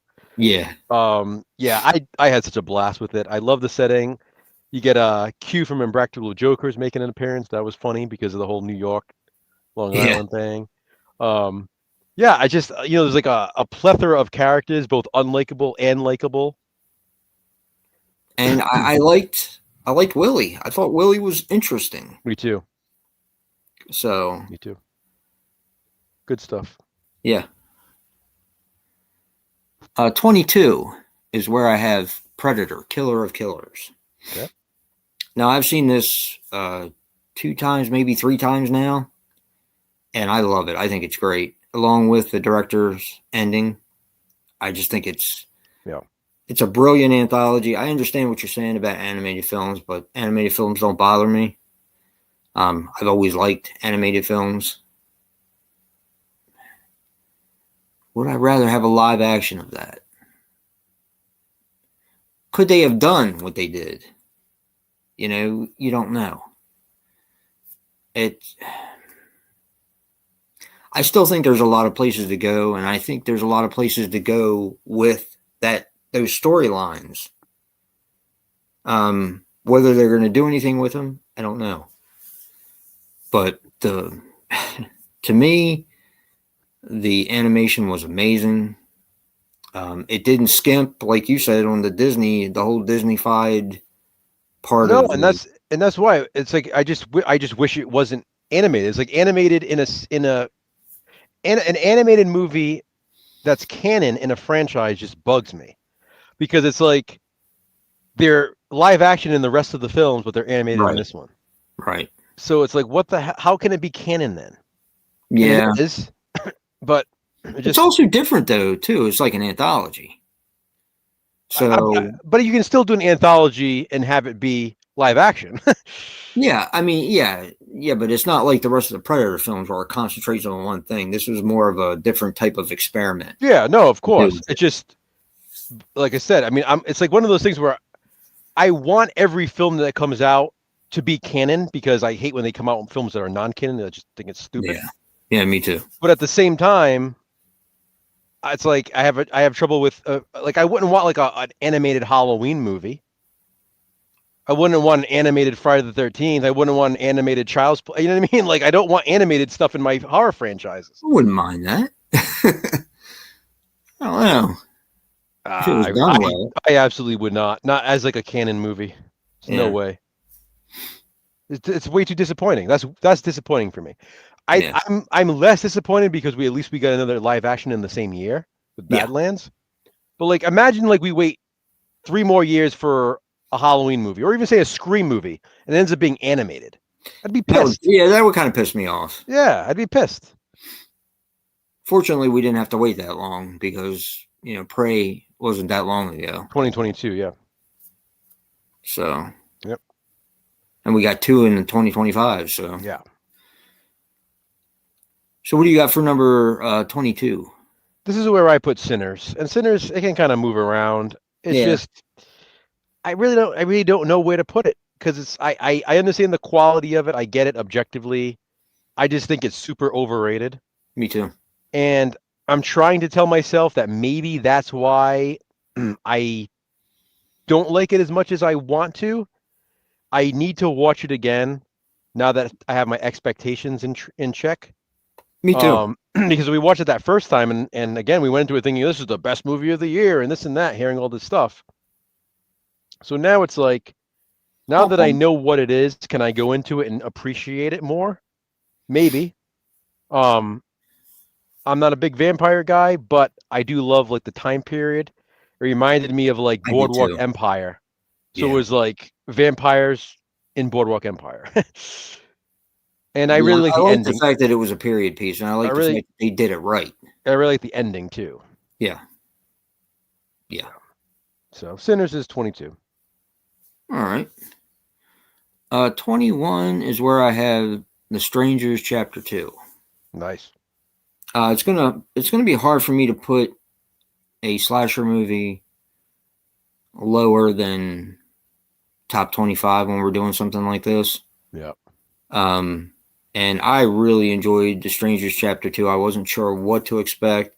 Although, I don't know if you remember, but when Prey at Night came out, people shit on that too. That it wasn't like the first one. Yeah, it's better than the first one. Exactly. I agree. Yeah. But it's like, it's almost like, oh, Stranger movie's coming out. Everyone shits on it. Yeah, I know. They just want the same shit over and over again. Yeah, it's the just same shit. Yeah. Oh, and then when it is the same stuff, like The Strangers Chapter 1, which is similar to the very first one, they shit on that too. So they do this all the time. It's like, and again, this is no spoilers here. Again, everybody in the chat, no spoilers for Scream 7 because Jason hasn't seen it. Right. But like Scream 7, everybody's doing the same thing with that. They're complaining because they did something different. and people are saying that they wish they did something else, would be exactly the same as something else they've already Right. done. Right. That's Like, how it we've usually already is. seen this before. Stop doing that. Like, Yeah, stop. Like, just be appreciative that we're getting something different this time. I agree. So fucking frustrating. It is. It's frustrating. It's like, Jesus Christ, Positive you people want the spin. That's same why thing we all the did it. time. That's why we did it. And Man. it's all pretentious shit anyway. You know, one person gets on and jumps on a bandwagon because they Yep. know they're going to get all kinds of views on their videos. It's sad though too, because it's like people want to be part of something, and because society is so overly negative now, Yeah. it makes more sense for them to just fit in by being negative along with them, Yep. rather than standing out and saying, you know what, I actually like this. 100%. Yep. I completely agree. Wait till you see number 20. Everyone shit on that one too. What do you got for number 21? 21 is where I have The Ugly Stepsister. Okay. I'm surprised. I loved this. I've seen this a few times now. Really? Yeah, because I've watched it twice without you, and then I watched it once with you. Really? I Wow. like this one a lot. I did too. I just think it has like such a twisted story. Yeah. It's so overly graphic when it comes Yes. to like gore and like these sick, disturbing images, Yep. but also in like the nudity. Like like there's like a certain scene in like the barn where it's like, why are they even showing this? But I know. they do. But I like that because it's like a topic that I want to discuss, and I almost might do like a whole separate video for this. Is where has all the nudity gone in horror? Yep. Like, you and I were talking about this. Horror, that used to be like a big part of especially slasher movies. Yeah. You always had like your gratuitous nudity, your cheesy dialogue, whatever Yep. it might be, what It's a the hell has trope that happened? people have gotten away from it, Yeah, what has happened to this? It's like everybody's so afraid now. of Hey, no offending more somebody. monsters. Everybody's like afraid now. It's like everybody's so afraid to like offend somebody or Yep. feel like they're sexualizing the actress or whatever else it is. Like, this has always been part of horror. It's not like a pervy thing either. It's just Exactly. it's always been like a horror trope. I And agree. if you look at we're ranking 48 movies on this list. I think if you go in, there are maybe 5 of them that have nudity, maybe, if Yeah. that. I Yeah, mean, you're that's right. crazy. That's crazy. If you went back and ranked movies in the 80s, All we of them. did all of them would have some kind of gratuitous nudity. Just about. Yep. So I don't know. It's just as an old school horror fan, it's like you do notice that when it's missing, especially because what modern day movies do is like they'll shoot a shower scene, but they'll frame it so that way nothing's shown. But Exactly. why are you showing them Why in the do shower that? then? What does it even matter? That just pisses me off. And it's like that scene. That scene has no significance whatsoever. Are we going to show people taking a shit next too? Yeah. Like, it Yeah. doesn't, like, if the shower means nothing, then why show it? Exactly. It's just filler. Yeah. So I don't get it. Like I said, it's not even, I don't even mean it in like a perverted way. Right. I mean it as just like an old school horror fan. It was an old school trope that has just gone away over the years, and it's kind of annoying because I feel like they're Well, just trying to appease the crowd exactly. that's like, because That's the problem. you have this younger crowd that watches these older movies and they're like, oh, why is everybody naked all the time? Why are there Yeah. sex scenes and this and that? Don't fucking watch it then if you don't like it. Like, it's Yeah, so, exactly. like, grow up. Yeah, I don't get it. I don't get it. But anyway, yeah. So Ugly Stepsister definitely doesn't shy away from that stuff. No. But Or anything else for that with matter. that being said, it's a foreign film, so obviously that's why. Yeah. It's like American films, like they're too afraid to do that now. Hollywood, Yeah. they'll do all this other sick shit behind closed doors, but they won't show nudity in their movies. Yeah, they'll molest little children, but they won't show nudity, Yeah. gratuitous nudity. Yep. Okay. Let's see. All right, we're into the top 20 now, right? Top 20. And number 20 is where I have I Know What You Did Last Summer. I enjoyed this. I wasn't expecting much. Again, like I said, everyone shits on this one. We're not far.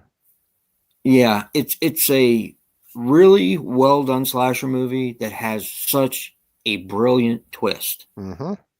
And without that twist, it would have still been in the top 25 for me. I agree. But It would just be an average right, slasher. right. That twist made it for me. It really did. And it was nice to see everyone again. And even though some of the new characters were unlikable, Yeah. That's what keeps it from being higher for me. right. Because it would be higher for me, honestly, if it wasn't for the new characters. Me too. But yeah, I really enjoyed it. I had a lot of fun with it. I don't understand what people want. No. I don't, Same is what shit. it is. Yeah, same shit. Just a solid slasher movie. All right, what do you got for number 20? Hell House LLC Lineage. Nice. I love this franchise. This Yes, you is do. probably my favorite found footage franchise as a whole. Interesting. I can't think of really any, I mean, well, Paranormal Activity maybe, but I think these are stronger overall than Paranormal Activity. I agree. I agree. So I would probably have to go with this. With that being said, obviously Lineage does something different, as you said. Yeah. Of course, people tripped out over, oh my God, get over it. Get over it. Go watch the other 4. It's fine. Yeah. Like, it's done. It's done for a reason. Yes. And it That's the works whole well. thing. It is done for a reason. Like, I don't understand. It's like people can't grasp concepts that aren't like spoon fed to them. Yeah. Like there's almost a meta aspect to why they did this movie the way they did it. Yeah. And it's like people just don't get it. It's the same thing with Scream. It's like there's certain meta aspects in Scream 7 that people are just going over people's heads, and it's like they're losing it. They're losing it over it. They're not understanding. It's like, holy shit, like grow a brain. But yeah, they're losing their minds over Lineage because of how different it was. I enjoyed it. It was probably a little longer than it needed to be. Yeah. But I really did like it. I did too. I like the whole series. Me too. I love this franchise, so it's number 20 for me. Hey, Echo. Hey, Echo. Number 19. This one moved around a lot. I had this one a lot higher at first, but then again, we watched more movies after it. So that's kind of why it ended up the way it did. But, and seems like the one that nobody really heard about. And that's The Home. I have it number 19. I thought you were going to have this higher. I did. Yeah, but like I said, we had it super high at one point. Yeah. It really surprised the hell out of me. Now, This was probably the biggest surprise of the year. Yeah. Well, I don't know. A lot of movies surprised me this year. I mean, just because I really didn't know what it was. Deadly Night surprised me. Yeah, but we kind of we have some kind of expectations because of what it is. Yeah. Like The Home, we had no idea what it was about. We really had no idea what the hell it was. Yeah. Pete Davidson was really good in it. So Craig just said The Home was my number 1. Yeah. We watched The Home because of Craig. Remember? Yeah. Craig told me about it, and then I went and bought it, and then I told you about it, and then you got it, and then we watched it together. It was a fantastic film. Pete Davidson was really good in it. He actually, Bodies was one of my favorites, and he was in that too. But he really proved that he had some acting chops in this one, and I thought he was good for this role for sure. I just really enjoyed it, and again, there's a twist in this, and it's so unexpected, in my opinion. Yeah, but I really liked The Home. I thought it was really good. What do you got for number 19? 19, I have Five Nights at Freddy's 2. Okay. I'm one higher on you. Yeah, so I really like this. I mean, you and I, we loved the first one, so I was really excited for this one. And it did not disappoint. I really liked it. It's definitely a bridge film, so I think people are getting kind of frustrated about that. But who cares? That just means we're getting another one for sure. Yeah, and I like the way it ended. I thought it was very interesting. Yeah, I love the setting in this one. I love how they go back to the original restaurant, and I love how it has like the ride. Freddy Fazbear. Oh, it's so cool. The ride. It is. I like the moat too. Yeah, I love how they bring in McKenna Grace into this one. How she's like the ghost crew, the ghost, almost like a Ghost Adventures Yeah, crew. yeah, That's a cool idea. Yeah, I think these movies are a blast. I cannot wait for part 3. me neither. And Me neither. also it's pretty cool seeing a Scream reunion with Skeet Ulrich and Matthew Lillard. Yes, yeah, Stu Seeing both Macher, of them in this. So Stu Macher, and Billy Loomis. yep. Now, see, I'll just go ahead and go because my number 18. 18 is Five Nights at Freddy's too. Okay. I actually had this a little bit higher at first, but I dropped it down a little bit more because, well, we kind of talked about that before the stream. Yeah. Yeah. And there are ones that are going to be more rewatchable for me. Mm-hmm. And that's kind of the reasoning. That's why it ended up at number 18. And I like that they kept the same characters. The I can't remember, Josh Hargrove, is that his name? Josh, no, Hutchinson. yeah. Yeah. And they kept his little sister. Yep. I like that. And the girl from Yeah. the blonde or whatever. The fact that they kept the same crew, even though they were older, and they didn't kind of pass the buck like they did in Black Phone. Mm-hmm. It was just done extremely well. Yep. Good slasher movie, I guess. And I was going to ask you, do you think they'll ever make another Banana Splits film? When we were watching this, because it kind of, they kind of lend themselves to each other, sort of. But if we haven't gotten one by now, we probably won't. Probably won't. Yeah. And that's a shame because I really liked the banana splits as well. All right, what do you have at number 18? 18 is where I have I Know What You Did Last Summer. Okay. Same stuff as you said. I think it's a solid slasher. Hell yeah. It's like a great legacy sequel, sort of like Scream 5 was. Yep. You're bringing back your OG legacy characters. You got a new cast.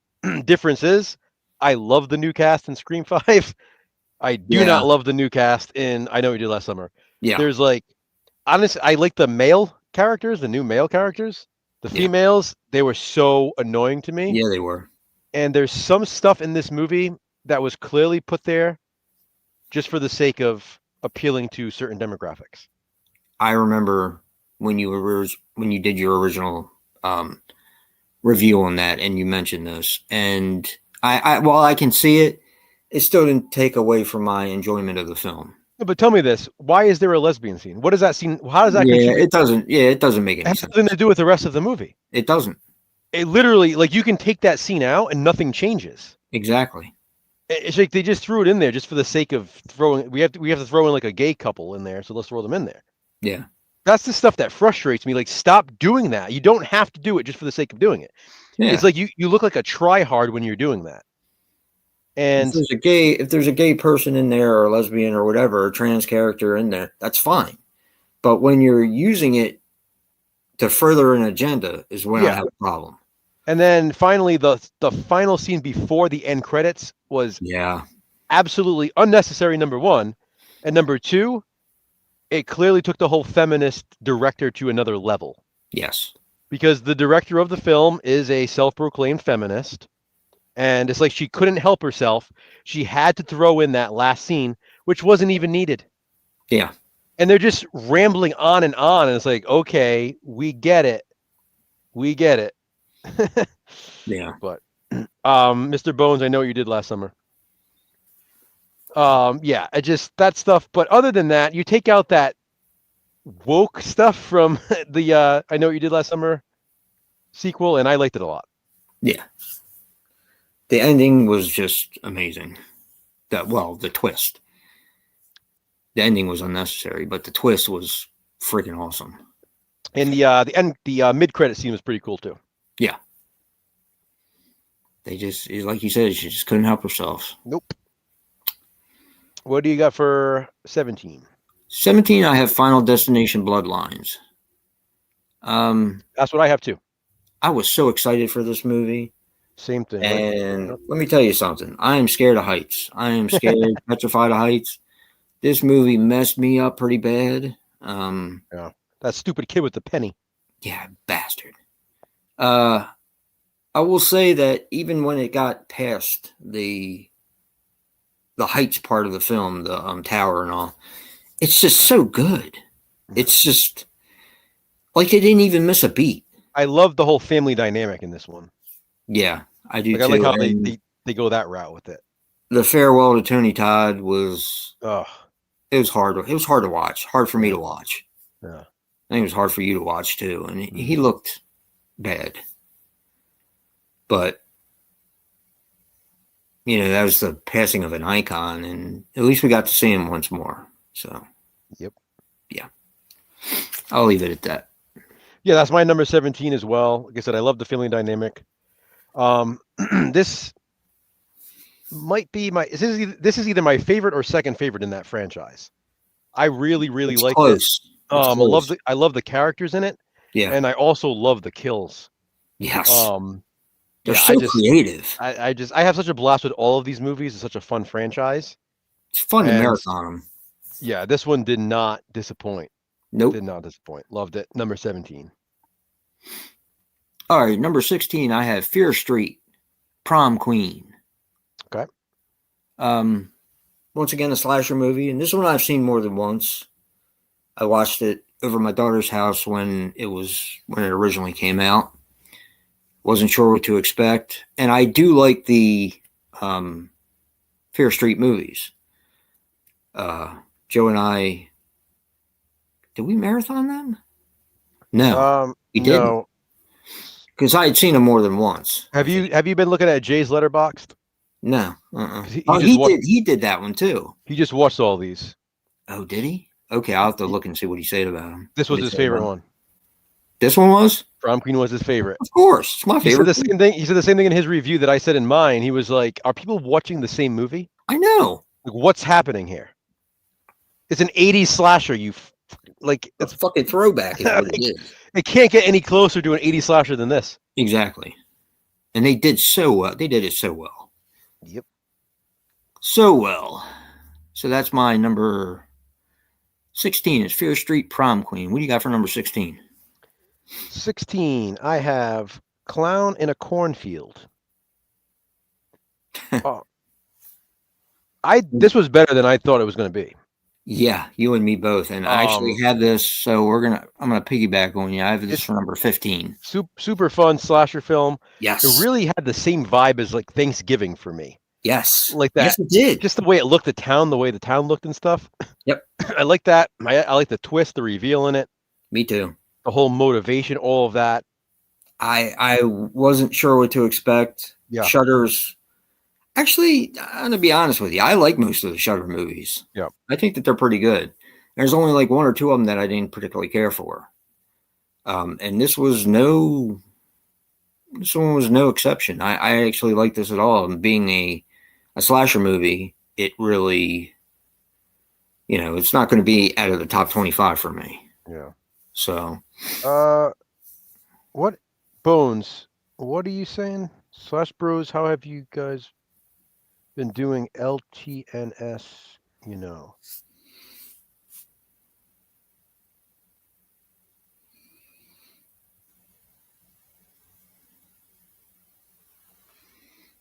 Actually had that one spot higher. A long time no see. I guess I'm getting old because I didn't know what that meant.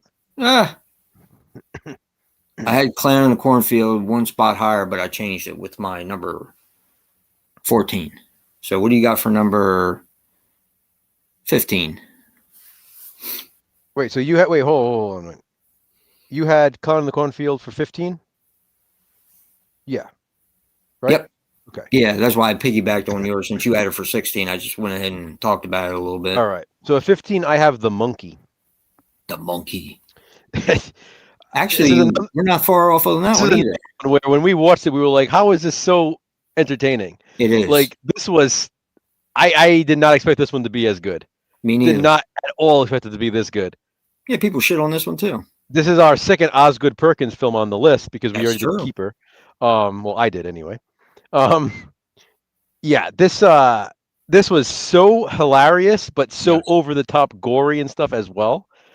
I love the whole. I know it's based on like the Stephen King story, but it obviously like a loose adaptation. But my God, this was a fun movie. That's exactly what I was going to say. So much fun. I had that higher too. Yeah, I had it higher originally as well. But yeah, it's number 15. We're not too far on that one.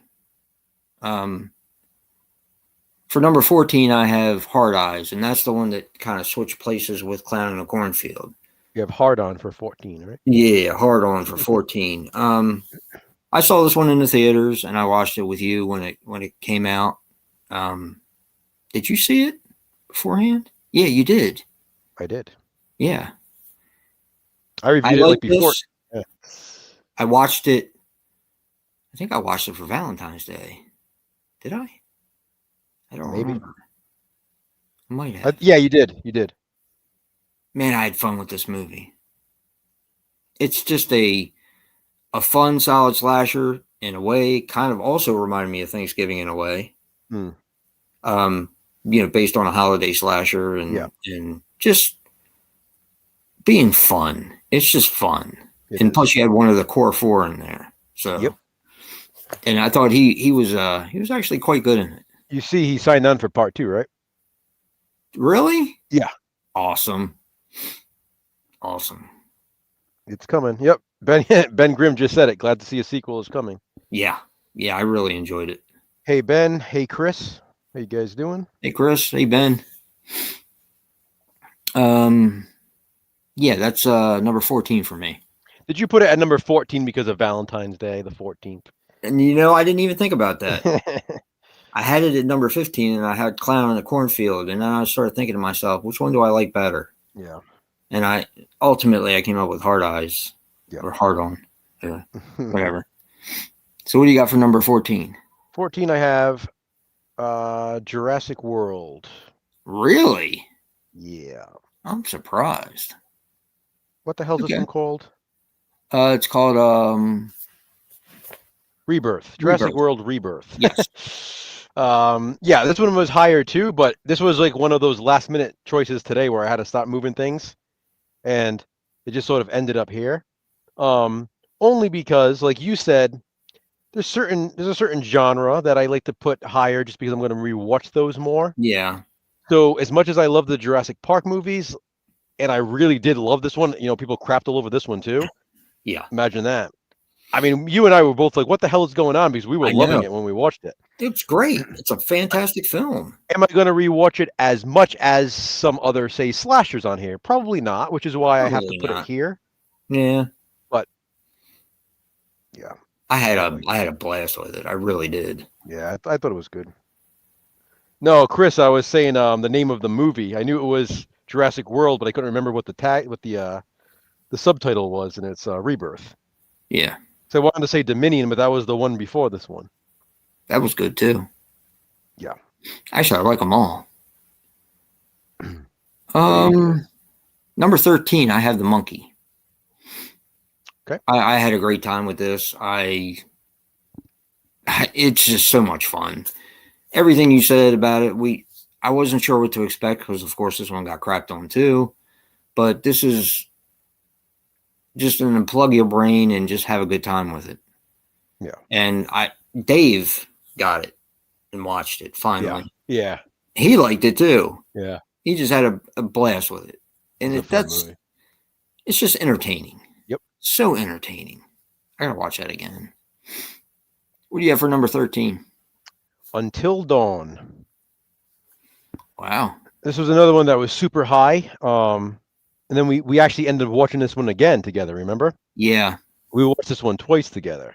I couldn't remember it the first time. I think this is such a I've never played the game. I didn't even know what the game was about. So for me, it was such like a fresh experience watching it because it was such a cool concept. And I like how you get like a little bit of everything with the way that it all plays out. You get the girl from the Hellraiser, the Hulu Hellraiser in this. Just really cool kills, really cool like concept behind it all. I like the location. I just had a blast. I feel like this one's like super rewatchable because it has so much to offer. Yeah. Like I said, I had it much higher, but just fell where it fell because of all the movies we watched this year. We're not that far apart on this one. So yeah, that's Until Dawn at number 13.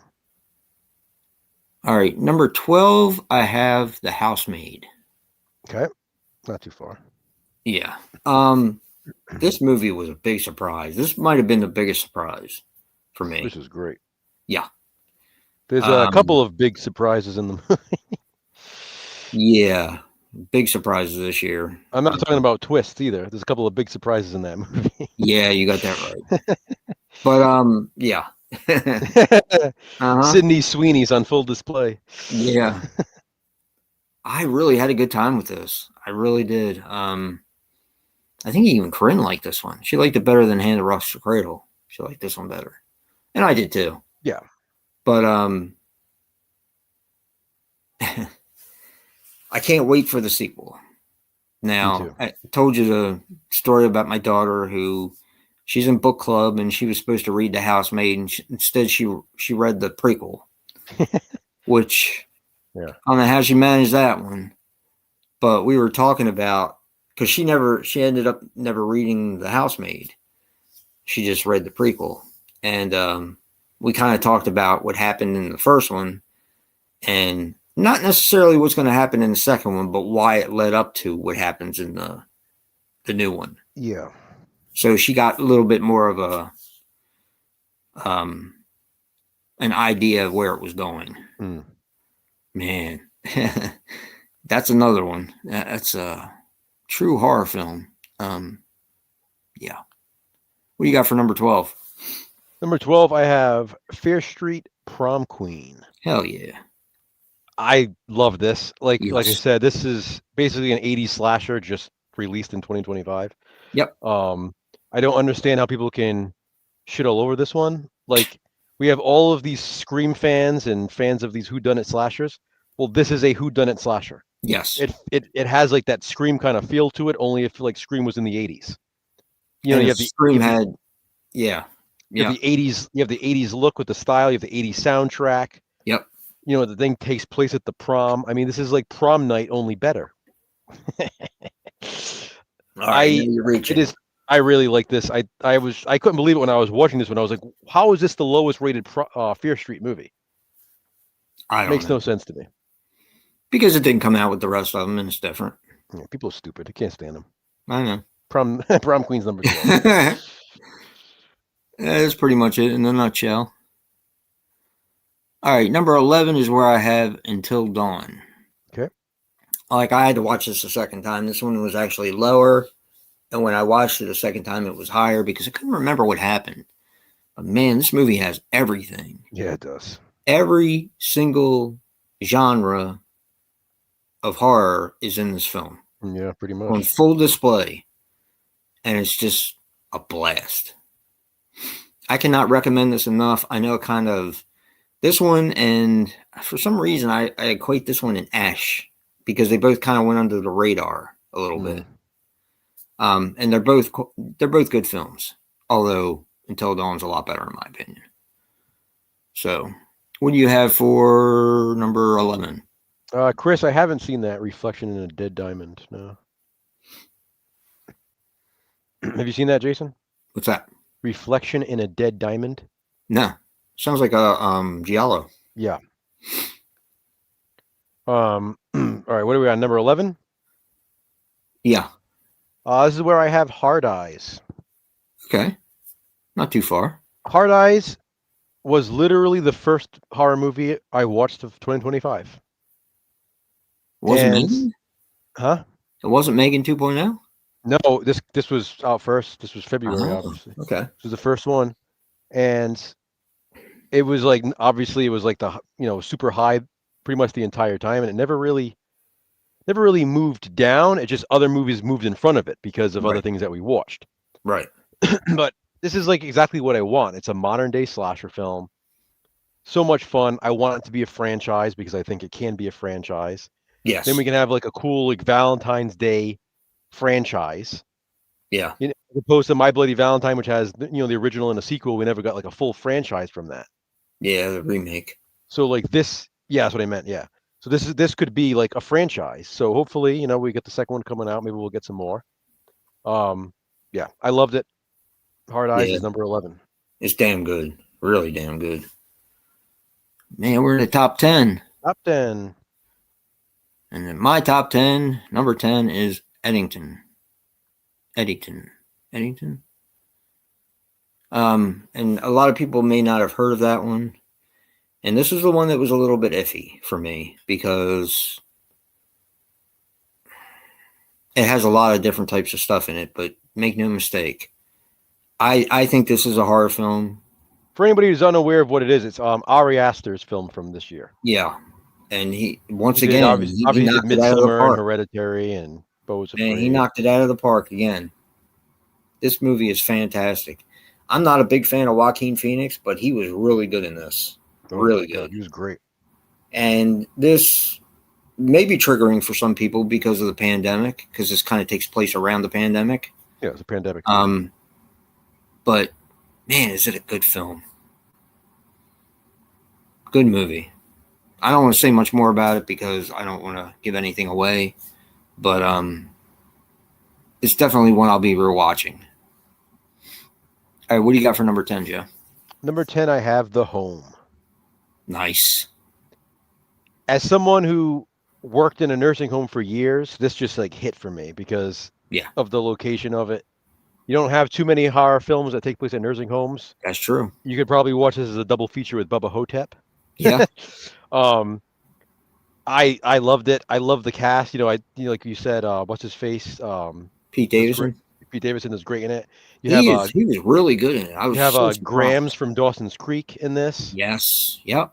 And some other surprises, which I won't spoil, that play like the residents at the nursing home. Yes. So yeah. Good actors. Good cast. This was the biggest surprise for me just because, again, we really didn't know much about it. Like I had seen it at Walmart, but I didn't really know what it was.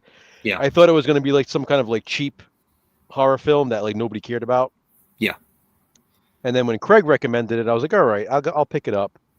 And then told you about it. You got it. We watched it together and we were like, wow, this is great. Yeah.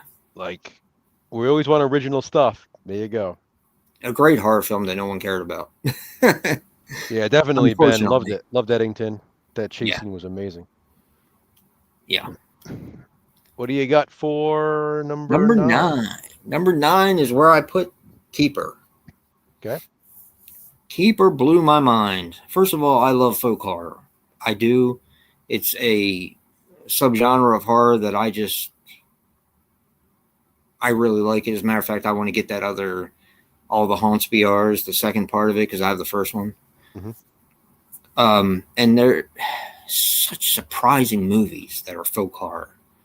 But this one creeped me out. This one had, once it finally got started, and it takes a while because it's folk horror, and folk horror sometimes takes a while to get started.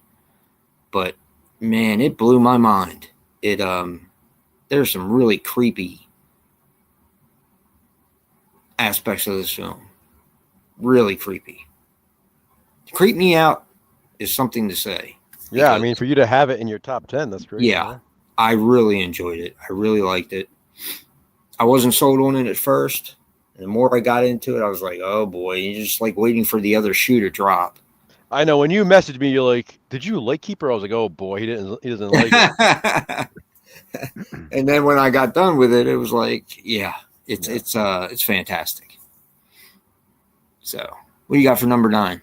Chris said you're looking pretty good without the hair, Jason. Thank you, dude. I agree, Ben. I've been a big fan of Osgood Perkins. His stuff has been really good. Yeah. Yeah, I'm growing it more on my face than my head, unfortunately, because I got a haircut because it was a lot of it had fallen out. So, but yeah. All right, number 9. I went from The Home to The Housemaid. Okay, not too far from where I had it. Yeah, this was great. I mean, this is like this is like another genre of horror that is like underrated for me. Like I love slashers. Then it's like I love witch films. Yes. And then it's like I apparently love like these like gaslighting horror movies, I guess you call them. Like obviously The Hand That Rocks the Cradle and Fatal Attraction, Single White Female. Yep. Like I love these types of movies, and The Housemaid honestly might be my favorite. Yeah. Out of that genre. This like nails it. Like because it has so many different twists and turns. I really You're like. just so set in the way it is, Oh, and it just takes the whole thing and turns it up on its side. It blew me away. It really did. and listen, I'm a big fan of Sydney Sweeney, not just because of how she looks and all that. I really like her. I like Yeah, her as a person. I like her as an actress. I like her in horror. I like her in everything I've seen her in. yeah, She just has like a presence to her, and she like nails it in this film. she does. And Amanda Seyfried does as well. I mean, they're great together. Damn So right. like that that's just such a great duo. It's not the only great pair in the film, but it's definitely one great pair. Oh yeah, What do you got for number 8? great pair. For number 8, I have Jurassic World Rebirth. Okay. Um, this movie blew me away. Once again, people crap on it. Wasn't sure what to expect. When Joe and I marathon and ranked the Jurassic Park movies, it kind of lit a candle under me because I didn't have the same nostalgia that Joe had for this franchise. Well, honestly, I didn't either remember. I was always like I grew up on them, Yeah, but I was someone that didn't love them the way other people did. But that then changed. when you and I watched that first one, it's a masterpiece. It's It like is. It why the is. hell did I never I don't know. It's like it took all those years for me to really see it. Yeah, it is. It is a masterpiece, and the other ones are great as well. I Yeah. mean, they just kept making quality films, and this one, while it doesn't have some of the characters or any of the characters that you know and love, it's telling a different story, and I think they did a hell of a job with it. Yeah. Scarlett Johansson was great in it, I Mhm. thought. So, this one, like I said, I wasn't sure what to expect. This is the lowest rated one, if I remember correctly, or no, Probably. part 3 is. I can't remember. I love On part you? 3 as well, but Oh yeah, I love part 3. That's one of the highest ones for me. yeah. So at number 8, I have Jurassic World Rebirth. What do you got? Number 8, I have Good Boy. Okay, we're one away. He is such a good boy. Yes, he is. I love that dog. The dog steals the show as he Yeah. should. I love everything about this movie. I love the fact that the director and his wife were filming this movie for 3 years without the dog even realizing he was the star of the film. I Yep. think that is such a cool thing. Like the dog was just living his life and they were just filming around him to do it. And the end product is something really interesting. I feel like Special. It's a special movie. people don't realize what it is until they actually watch it. Yeah. And I think that's good because I'm glad that the marketing didn't spoil what the movie was about. Right. But it's sad, it's inspiring, it's creepy, it's atmospheric, it's got a lot going for it. But the best thing of all is The the dog. dog. Yeah. Actually, I'm going to piggyback because I have that as my number 7. Okay. It blew me away. It really did. And of course, the whole movie, I'm worried, and I'm not going to say what happened. I'm just going to say that it wouldn't have mattered because the movie was that good. Mm-hmm. Movie was that good. The ending gets me regardless of what happens. It's Ugh. good. Ugh. It's really good. There's like a certain line that just Yeah. just thinking about it makes me sad. Yeah. And it's just, kind of a reminder of how much we love our companions. Thank you, Chris. See you. Thanks, Chris. Good night, buddy. Yeah, that's just it. It's like if you love animals, Yeah. it's like a required watch if you're a horror fan, but also, just be ready. Yeah. Be ready for it. It's sad. It is. It has some sad parts in it. All right, what do you got for number 7? Number 7, I have Him. What? Yeah. There's nothing. Not too far. There's like not much else in the way here. Yeah, that's true. So Him, this movie was made for Jason and me. Yeah. I mean, we're passionate about horror and we're passionate about football. Yeah. As much as we don't want to be passionate about football sometimes, Yep. we can't help it. We're passionate about football. So it was when we were watching this, we were like, yeah, this is like our movie. This was made for us. It's so Unfortunately, fun. I think that's why it didn't do well, because you're gonna have a certain demographic gonna be like, I don't like football, Yeah. you know. But it's like, you don't have to. I think it's better if you do, but you don't have Oh to yeah, either. definitely, 100%.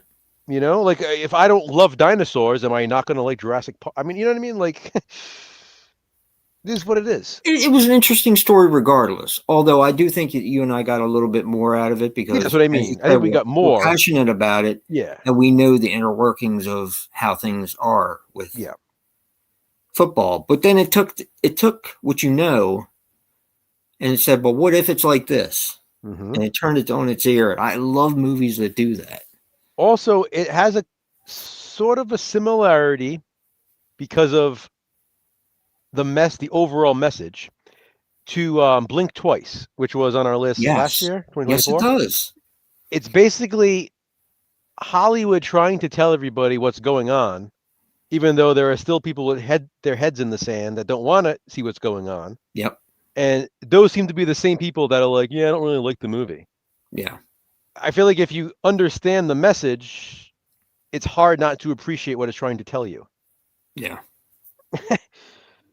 So I feel like part of the hate that that movie got is because people are in denial about a lot of things, and they don't like to know the truth sometimes.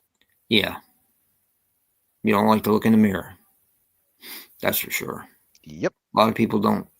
But honestly, him is like a goat film for me. Yeah. It's like freaking awesome. Um, if I could put it higher than number 7, I would. It's just we're running out of places here. Yeah.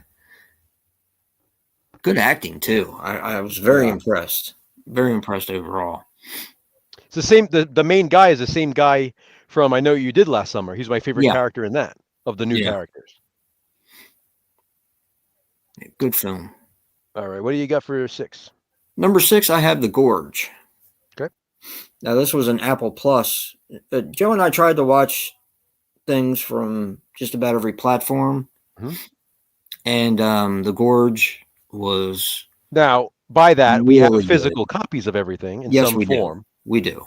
but Um, yes, we do try to do that. Unfortunately, this one was never released, and it probably won't get released, and that's a shame because this is a damn good movie. Yeah.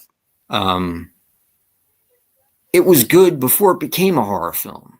That's Oof. the whole point about it. Is The that chemistry between the two leads. yes, Oof. yes, and just the situation, and you're wondering when the other shoe is going to drop and when it's going to turn into horror. I remember seeing the commercial for this, and I was like, "Eh." It just didn't look. But then when it does, it's like, damn, this Oh is man, shit. what a good freaking movie! Very exciting, action packed, horror, Yep. love story. It's Yep. got everything. It really does. Just a fantastic film, and that's my number 6 is The Gorge. Definitely, if you have Apple TV, definitely check this one out. It's a good one. So what do you got for number 6? My number 6 was my number 1 for a long time until we watched a few other these other movies, and that is Weapons. Okay. Yeah. I was completely blown away the first time I watched this. This movie's great. Completely blown away. I'm a huge fan of Barbarian from Yeah. 2022. That was also in my top 5, I think, that year. And big fan of this one, Zach Krieger again. I How can I explain this? I'm glad the story went where it went. Me too. There was a lot of mystery when the trailers came out, like where are they going to go with this? And I know a lot of people were disappointed with where they took the story, but I wasn't, No. because it's a genre that I like. And I feel like it was done really well and genuinely scary. Yeah, and the tonal shifts were Yes. really well done in the film. Just like Barbarian, yeah. Yeah. Yeah. Yeah. I didn't even think of Yeah, that. I loved it. Again, it was number 1 for like a very long time, but then we watched some Yeah, other I stuff. remember you saying that you didn't think anything was gonna That's how strong top it. this one is for me. That's yeah, it's just. Yep. But you'll find out once we get into my top 5. You'll know why things are ranked where they are, obviously. So, Yeah. speaking of which, we're into the top 5 now. Chris, Yay! we were talking about weapons, Chris. Into the top 5. What do you got for number 5? I have him at number 5. Like you said, this movie was basically made for the two of us. It really surprised me because this one was another one that I saw the trailer to, and I wasn't really sure what to expect. I wasn't even really sure if it was horror, even though it leaned that way. But when Joe and I watched it, we're like, this is freaking great. Yeah. It's just freaking great. If you like football, I very seriously doubt you wouldn't like this film because it does take a what if story and it kind of turns it on its ear and makes it fantasy, but it's still fun. So it's a little hard to explain, but it's just a fantastic film for me. That's my number 5. What do you have? Number 5, I have The Conjuring: Last Rites. Okay. So I had to put this one above Weapons because I am going to watch it more because, again, it's part of a franchise. It's a franchise that I really, really enjoy. And honestly, it's a movie in a franchise that ranks pretty high for me in the franchise. Yeah. I loved this movie. And this is another one that got a lot of crap, which I guess I'm not surprised because people all do of them that. did. All of them. Except for the first one. The time frame of this one specifically, the whole family dynamic, the storyline, not just with like them, not just with like the main characters, but also with the other family that's going through the haunting. Yeah. It's also sad too. It is. And saying goodbye to the Warrens. I think there's something that I love what they do at the last scene. I don't want to spoil it, but there was like a big surprise during that last scene where I was like, "Oh my god!" Yeah, it's something really cool that they did to kind of close out the franchise. Yeah, for now. Are they? They're going to make more of them, right? They're. I mean, not with them. It's supposed to be like prequels and stuff. Okay. So it's not. There's not supposed to be any more with Vera Farmiga and. Yeah, I know. That's why I said I was so sad to say goodbye to them because I want more movies with them in it. It's a nice send off, though. It is, but I do want more. Yeah. Yeah, I want more too. I want more of all of them. To be honest, I love the Nun movies. They're all good. Annabelle movies are good. Yep. So yeah. So I'm going to piggyback. And my number 4 is The Conjuring: Last Rites, and for all the same reasons. Hold on 1 second. Jason Jennings just popped in. Okay. Hey, hello, y'all. Curious to see these rankings. I'm at work, so I'll be bouncing in and out. All right, cool. No problem. Cool. He said thank you, but no spoilers about Scream 7. I haven't seen it yet. Perfect, Jason, because I've seen Scream 7 5 times actually. Jason has seen it yet. Yeah. Jason has not. So we're not talking any Scream spoilers anyway. So don't worry about that. Yeah. But yeah, thank you for stopping by. Yeah, man. We're glad you're at work, so just pop in when you can. No worries. Watch the replay. Exactly. All right, what do you got for number 4? The Conjuring: Last Rites. Okay. Like I said, it's sad to see them go. Yeah. But man, what a send, like you said, what a send off. Oh, for sure. I want more, but can't always get what we want.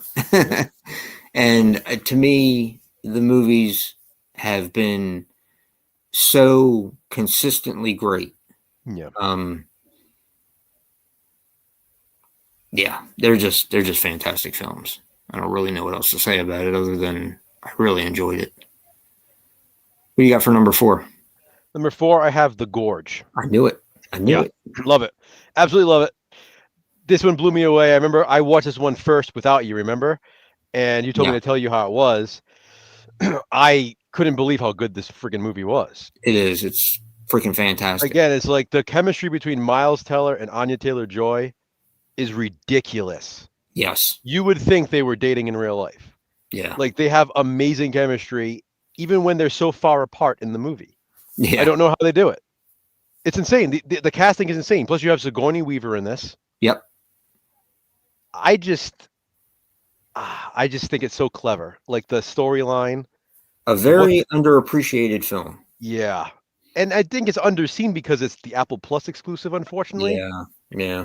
I feel like this movie should have gotten a theatrical release. I think it would have done okay. I think so too, especially with the whole You got monster aspect. that, and you also have the star power. I think Yeah. Miles Teller. Between Top Gun Maverick, you have Anya Taylor-Joy, which she's pretty popular. Yep. I feel like you would have had that star power, like you said, plus the whole monster aspect of it. Yeah, it's a good film And though. it's It's like really I good. feel like watching this on a big screen would be awesome because of the landscapes. Hell yeah. I really did. I love The Gorge. This was another one this is the first movie that replaced Weapons on my list for number one. Remember? Interesting. Because Weapons was number one, and then I watched The Gorge, and The Gorge knocked it out of the number one spot. This was the first movie to bump Weapons. Because I had watched it, and I was like, this might end up being my favorite movie of the year, like overall. Like we said that. I seriously loved it. We said that so many times this year. Yeah, but that was one where it was like I think on like both ends, not just for horror. Yeah. I was saying like in general, like just not just horror, but also my favorite movie, like period. Yeah. It's a fantastic film. And you don't have to be a horror fan to really enjoy it. Yeah. So that was number 4, The Gorge. All right. Top 3 now. My number 3 is Weapons. Okay. I figured This it had movie, to be. huh? It had to be. This movie shocked the hell out of me. Mm-hmm. By how much I liked it. Now, you had made such a big deal about this film, and a lot of other people had made a big deal about this film.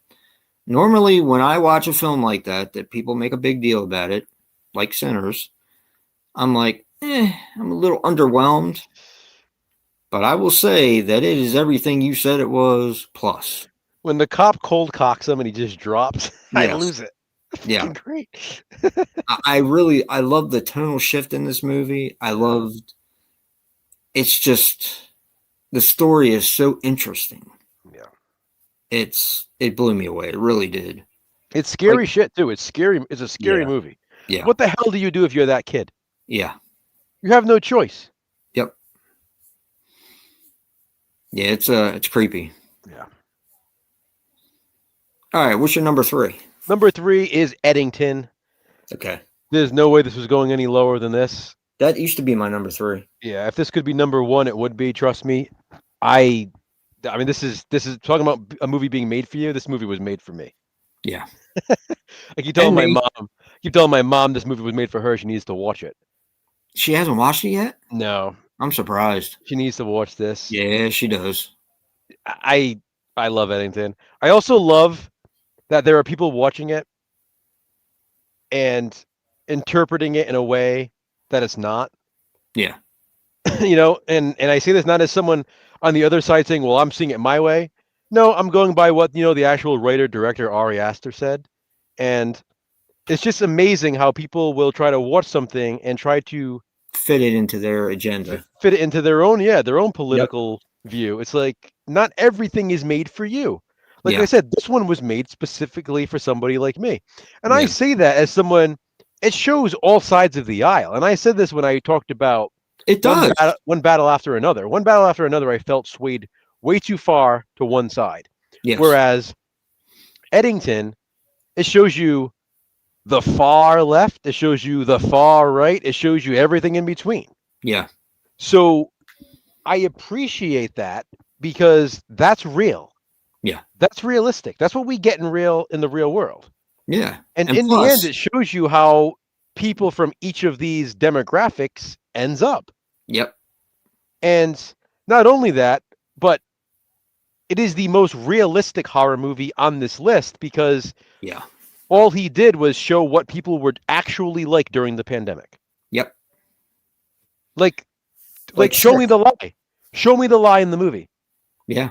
There's nothing, and I'm not exaggerating when I say there's nothing even exaggerated in the film. I know. Pretty much everything that happens in the film happened in real life to some extent. I appreciated that too. I appreciated the fact that it can be taken a bunch of different ways. Now, granted, it is a certain way that the movie is structured around, but it can still be taken. It can still be enjoyable by everyone. And I think that's important. What's amazing about it is people are going to watch this movie even a decade from now. Yeah. As younger people get a little bit older and start watching it. And they're going to watch it and they're going to say, oh my God, that's like, what kind of world is this? They're going to think it's some kind of dystopian film. But guess what? at that point it's going to be a movie from the past, from Yep. 2020. Like, that's when the movie takes place, when all this was happening. You know, Yep. the pandemic, the George Floyd riots, all this stuff that was actually happening, and people acting absolutely ridiculous. Like, the It's a scene that perfect stands out to snapshot. me, I think about, is like the supermarket when he's driving by Joaquin Phoenix, and they're literally shoving the old man out of the market because he won't put a mask on. Yeah. And Joaquin Phoenix is like, "What are you doing?" Yeah. And the guy at the market's like, "He's not wearing his mask." And he's like, "He can't breathe in the mask. Like, he has health issues. Like, you can't treat him like this. Yeah. You can't treat people like this." And then when they're in the store, they're telling him, as the sheriff, he needs to put on the mask. They're like, "That's the law." And he's like, "No, it's not the law." And they're like, "Yes, it is." And he's like, "It's not." Like, you can't just tell me that's the law. Like, but this is how people acted. Yeah. That's scary. Like, we allowed this to happen. Yeah. You know? Never again. Hear me now. Never again can we allow this to happen. Yeah, you got that right. It's a perfect snapshot of that time period. It is. And that's what makes it so scary. It is. Yeah. Not to mention the end when it turns into a complete massacre, but Yeah. it's an awesome movie. I loved it. I really did. Like, that's another one that just blew me away. I think he's a great director. I He was really like giddy is. watching that movie. Giddy. Yeah. So yeah, that's my number 3. What do you have? I know what you have at number 2. It's my number 2.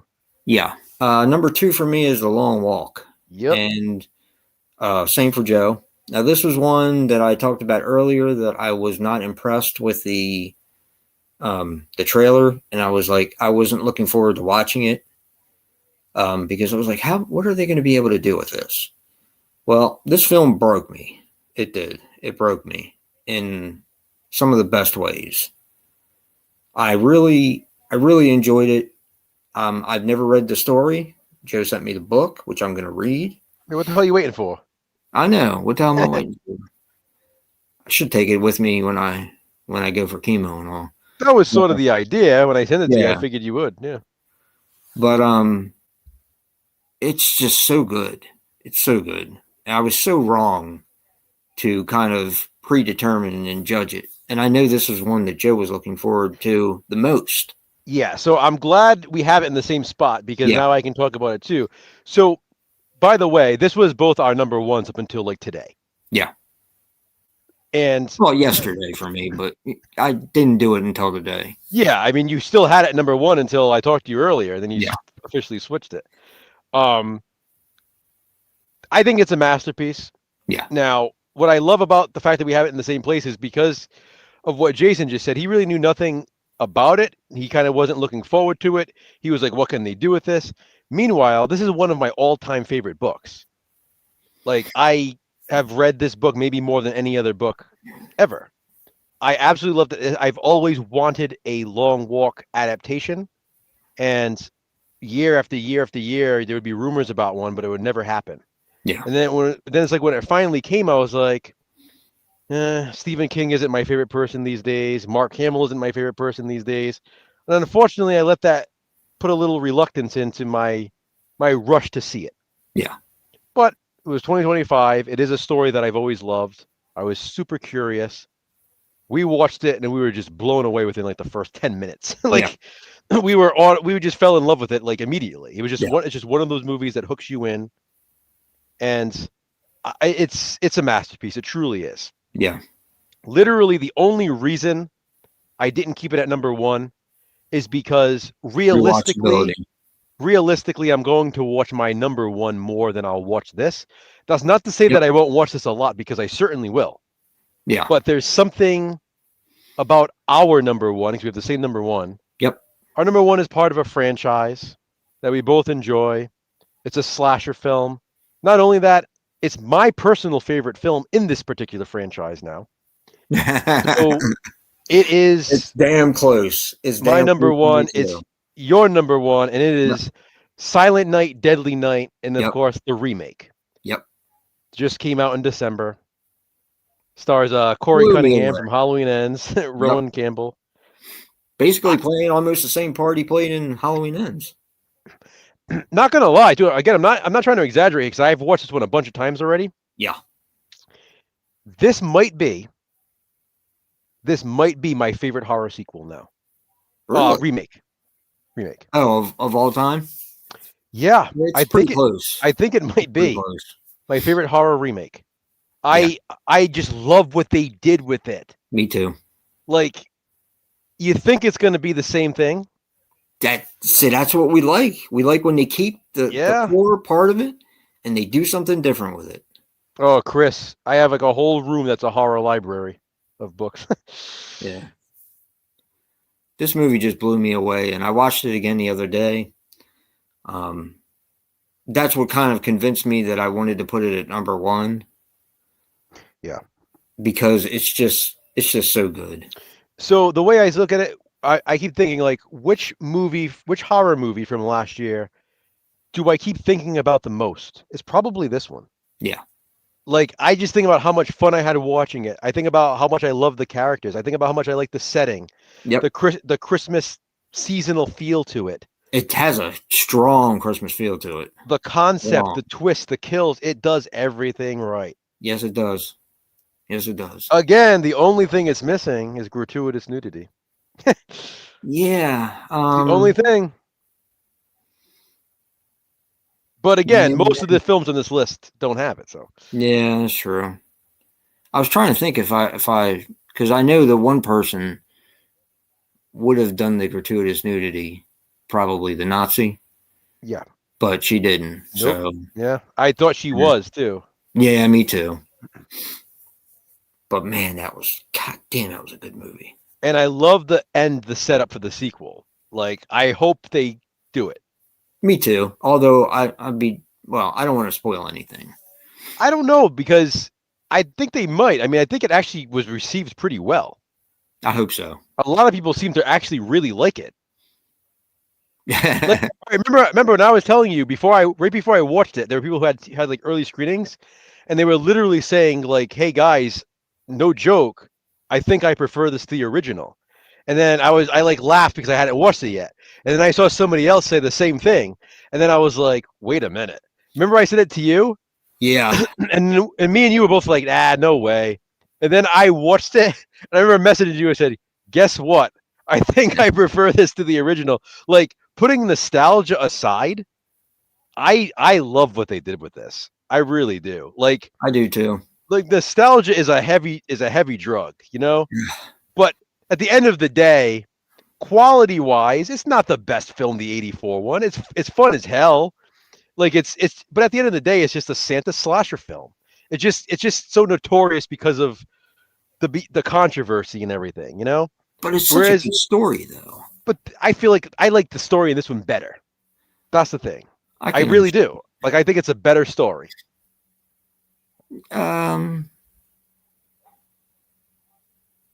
Yeah, I mean, it's tough. It's tough for me. I still haven't come across liking it more than the original. I think I it's a simplicity just as much. Like, the original, it's a simplicity thing. The original, yeah, it's a good story, but it's a simple story. Kid watches his parents get killed by Santa, kills everybody else dressed as Santa. That's it. That's the story. Well, he's abused in the home and everything like that. I mean, you get to see all that kind of stuff. That's why I always thought there was more to this movie than a lot of other people gave it credit for. It's not just a killer Santa Claus movie. But it's a kid who there's still something simple in that. You know what I mean? It's just that's the thing. I'm saying, like, the remake is definitely more of a complexity to it. Yeah. And I think they utilize that really well. Yeah, I do too. Because it's done in a way where you're not thinking, oh my God, that's silly. You're thinking, oh my God, that's awesome. Yeah. And he was great in it. I'm so glad that they picked him up for that. He's perfect for that role. Yeah. Yeah, no, I loved it. Me too. And again, I love the original. I really do. Yeah. But I do the thing where I'm like, okay, if I had to watch one right now, which one would I watch? I'm going to watch the remake. Even though I've watched because it's newer and I haven't seen it as many times. Yeah, but even though I've watched the remake like however many times in the last couple of months, and I haven't watched the original in a while, I'm still watching the remake. I watched it at Christmas time. There's just something about that remake that just clicks. Yeah. It's going to be a definite Christmas time watch for me every year. There's no, I not only do I love him in the role, but I love the girl too. yeah, she's pretty great in it. Yeah. Attractive too, but not over attractive. She No, doesn't like look fake perfect. attractive. She's perfect for that role. I Like agree. I get it. Like I Yeah. totally get it. I get his attraction to her. I Yep. get why they're attracted to. I get why they click. Yeah. Like why they work. Like it's great. And it Great. works so well. It does. It does. Yeah. So that's it. That's our number one. Silent Night, 48. Deadly Night. Our number one favorite horror movie of 2025. Maybe This not was our objectively the biggest. best, but our favorite. Yeah, it's the one that I'm going to watch the most out of all of them. Yeah. I can tell you that. Definitely. So Next yeah, year might be Scream 7, or this year might be Scream 7. yeah.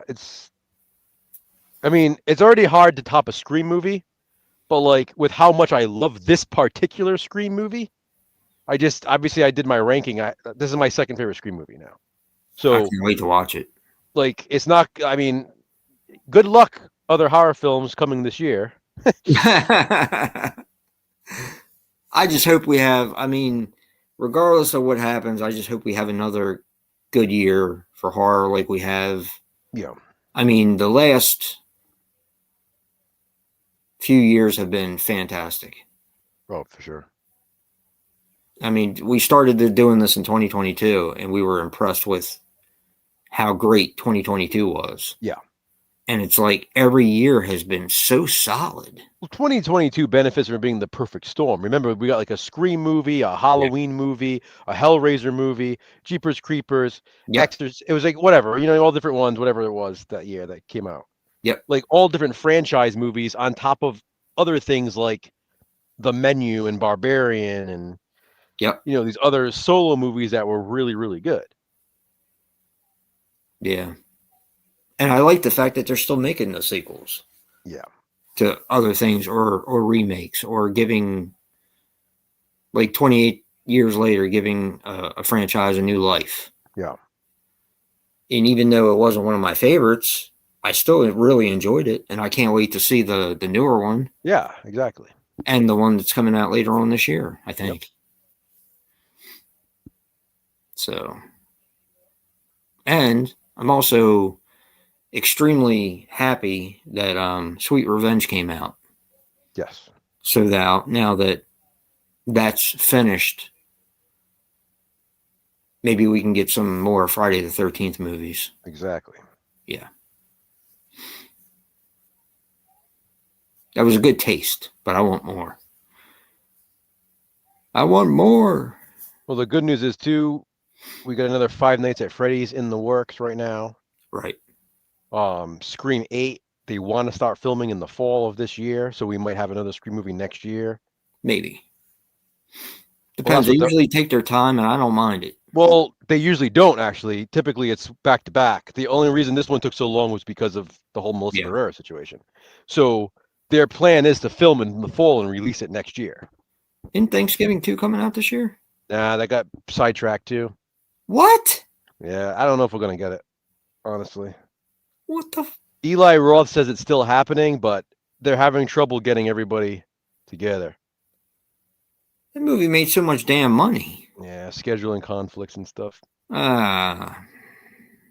It sucks because one of the reasons why Patrick Dempsey couldn't do Scream 7 was because he had to do Thanksgiving 2. And then Thanksgiving 2 is not even happening now, and he didn't do Scream 7. That sucks. But obviously, Joel McHale plays plays a different Mark now, plays Sydney's husband in Scream 7. Yeah. And I was a little worried because I was like, oh, hey, Joel McHale, he's funny and stuff, but how's he going to be? I thought he was going to be like a kind of a stupid character. Yeah. He's a fucking badass. He is an awesome character in Scream 7. Like me and Jay, we watched it together. My son, for all you guys in the chat, we were watching it. We both were surprised about his character. We were not expecting that from him. Yeah. He's awesome in it. I can't wait. I can't wait to see it. I'm really looking forward to it. Yeah. Might have to go see it one day this week. I'm not sure what I have going on. I know I have chemo on Tuesday. But You gotta see. I know. I want you to see it so bad so we can talk about it. yeah, me too. Me too. I mean, I guess it was kind of good that I didn't go last week. You gotta take care of yourself, obviously. Yeah. Oh well. I just want you to avoid spoilers at all costs. I'm trying. I have, like I said, I watched a couple reviews when it first came out, and they made a couple statements, and I told you what those statements are, but you never confirmed or denied, mm-hmm. and that's fine because I want to be surprised. I want to have fun with it. Yeah, because again, the people who have issues with it that aren't because of the political problems, free Palestine, the non-free Palestine people that are also not liking it they have the same complaints as like everybody else, but it's like this is doing something different. Like we can't keep having the same thing. Yeah. Well, I'm looking forward to it. That's my it's my most look forward to movie. Yeah. So far.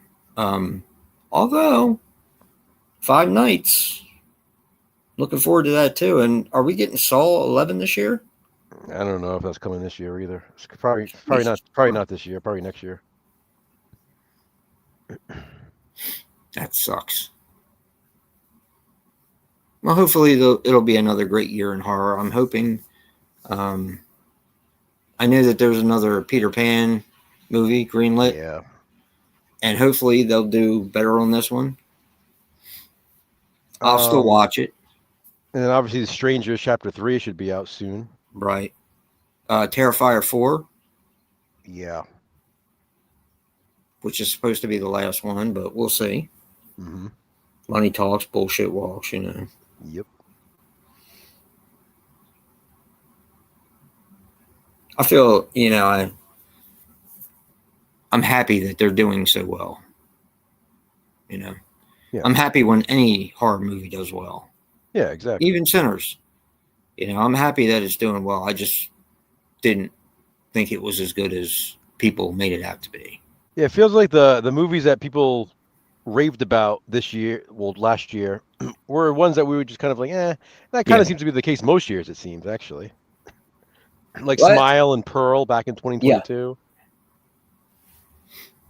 Yeah, Smile, I liked it better than the first one, but not much. No, but I'm saying the first Smile back in 2022, everybody raved about it. That was like our least favorite of the year. Yeah. Everybody raved about Pearl. That was like our second to last that year. Yeah. It's like Terrifier 2 wasn't that high for us that year. So I mean, yeah, that would probably move higher now since we got the third one, because I like it better seeing as it is a couple spots. It's still way too long. Yeah, I mean it's way too long. Yeah, even the new one's way too long. But it is. It just doesn't feel as long. Exactly. And that's a big thing. Yeah. Because again, we always talk about this, like the Scream movies. All of the Scream movies are either 2 hours or close to 2 hours. Yes, they are. Yep. Typically, for a slasher film, I would say that's way too long for a slasher. Yeah. But I said this in my review. Like me and Jaden both, we could not get over the pacing of 7. We were like, "How the hell is this stuff?" Great. We were like, "How is this stuff already happening?"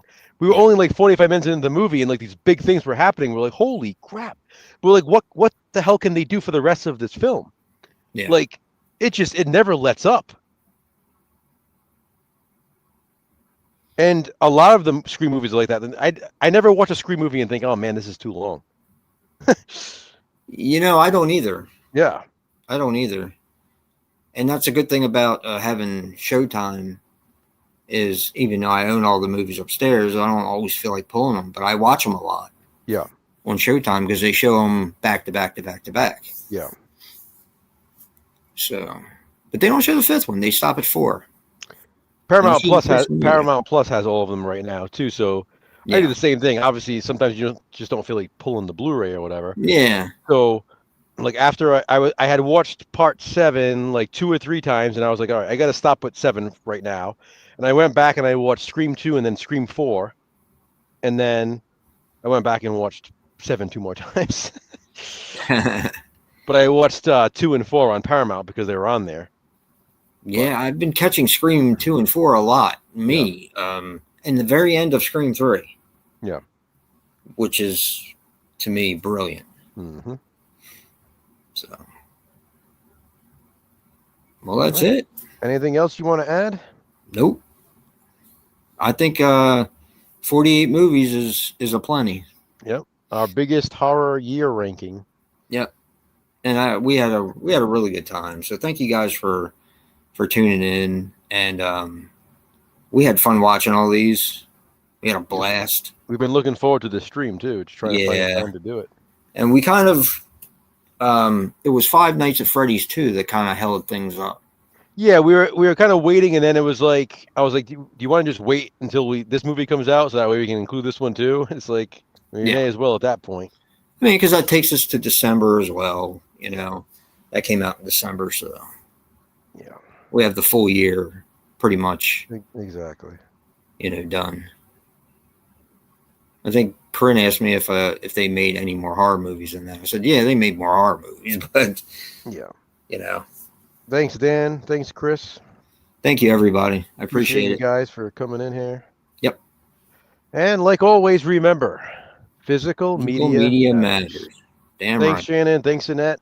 Good night, everybody. Thank you, guys.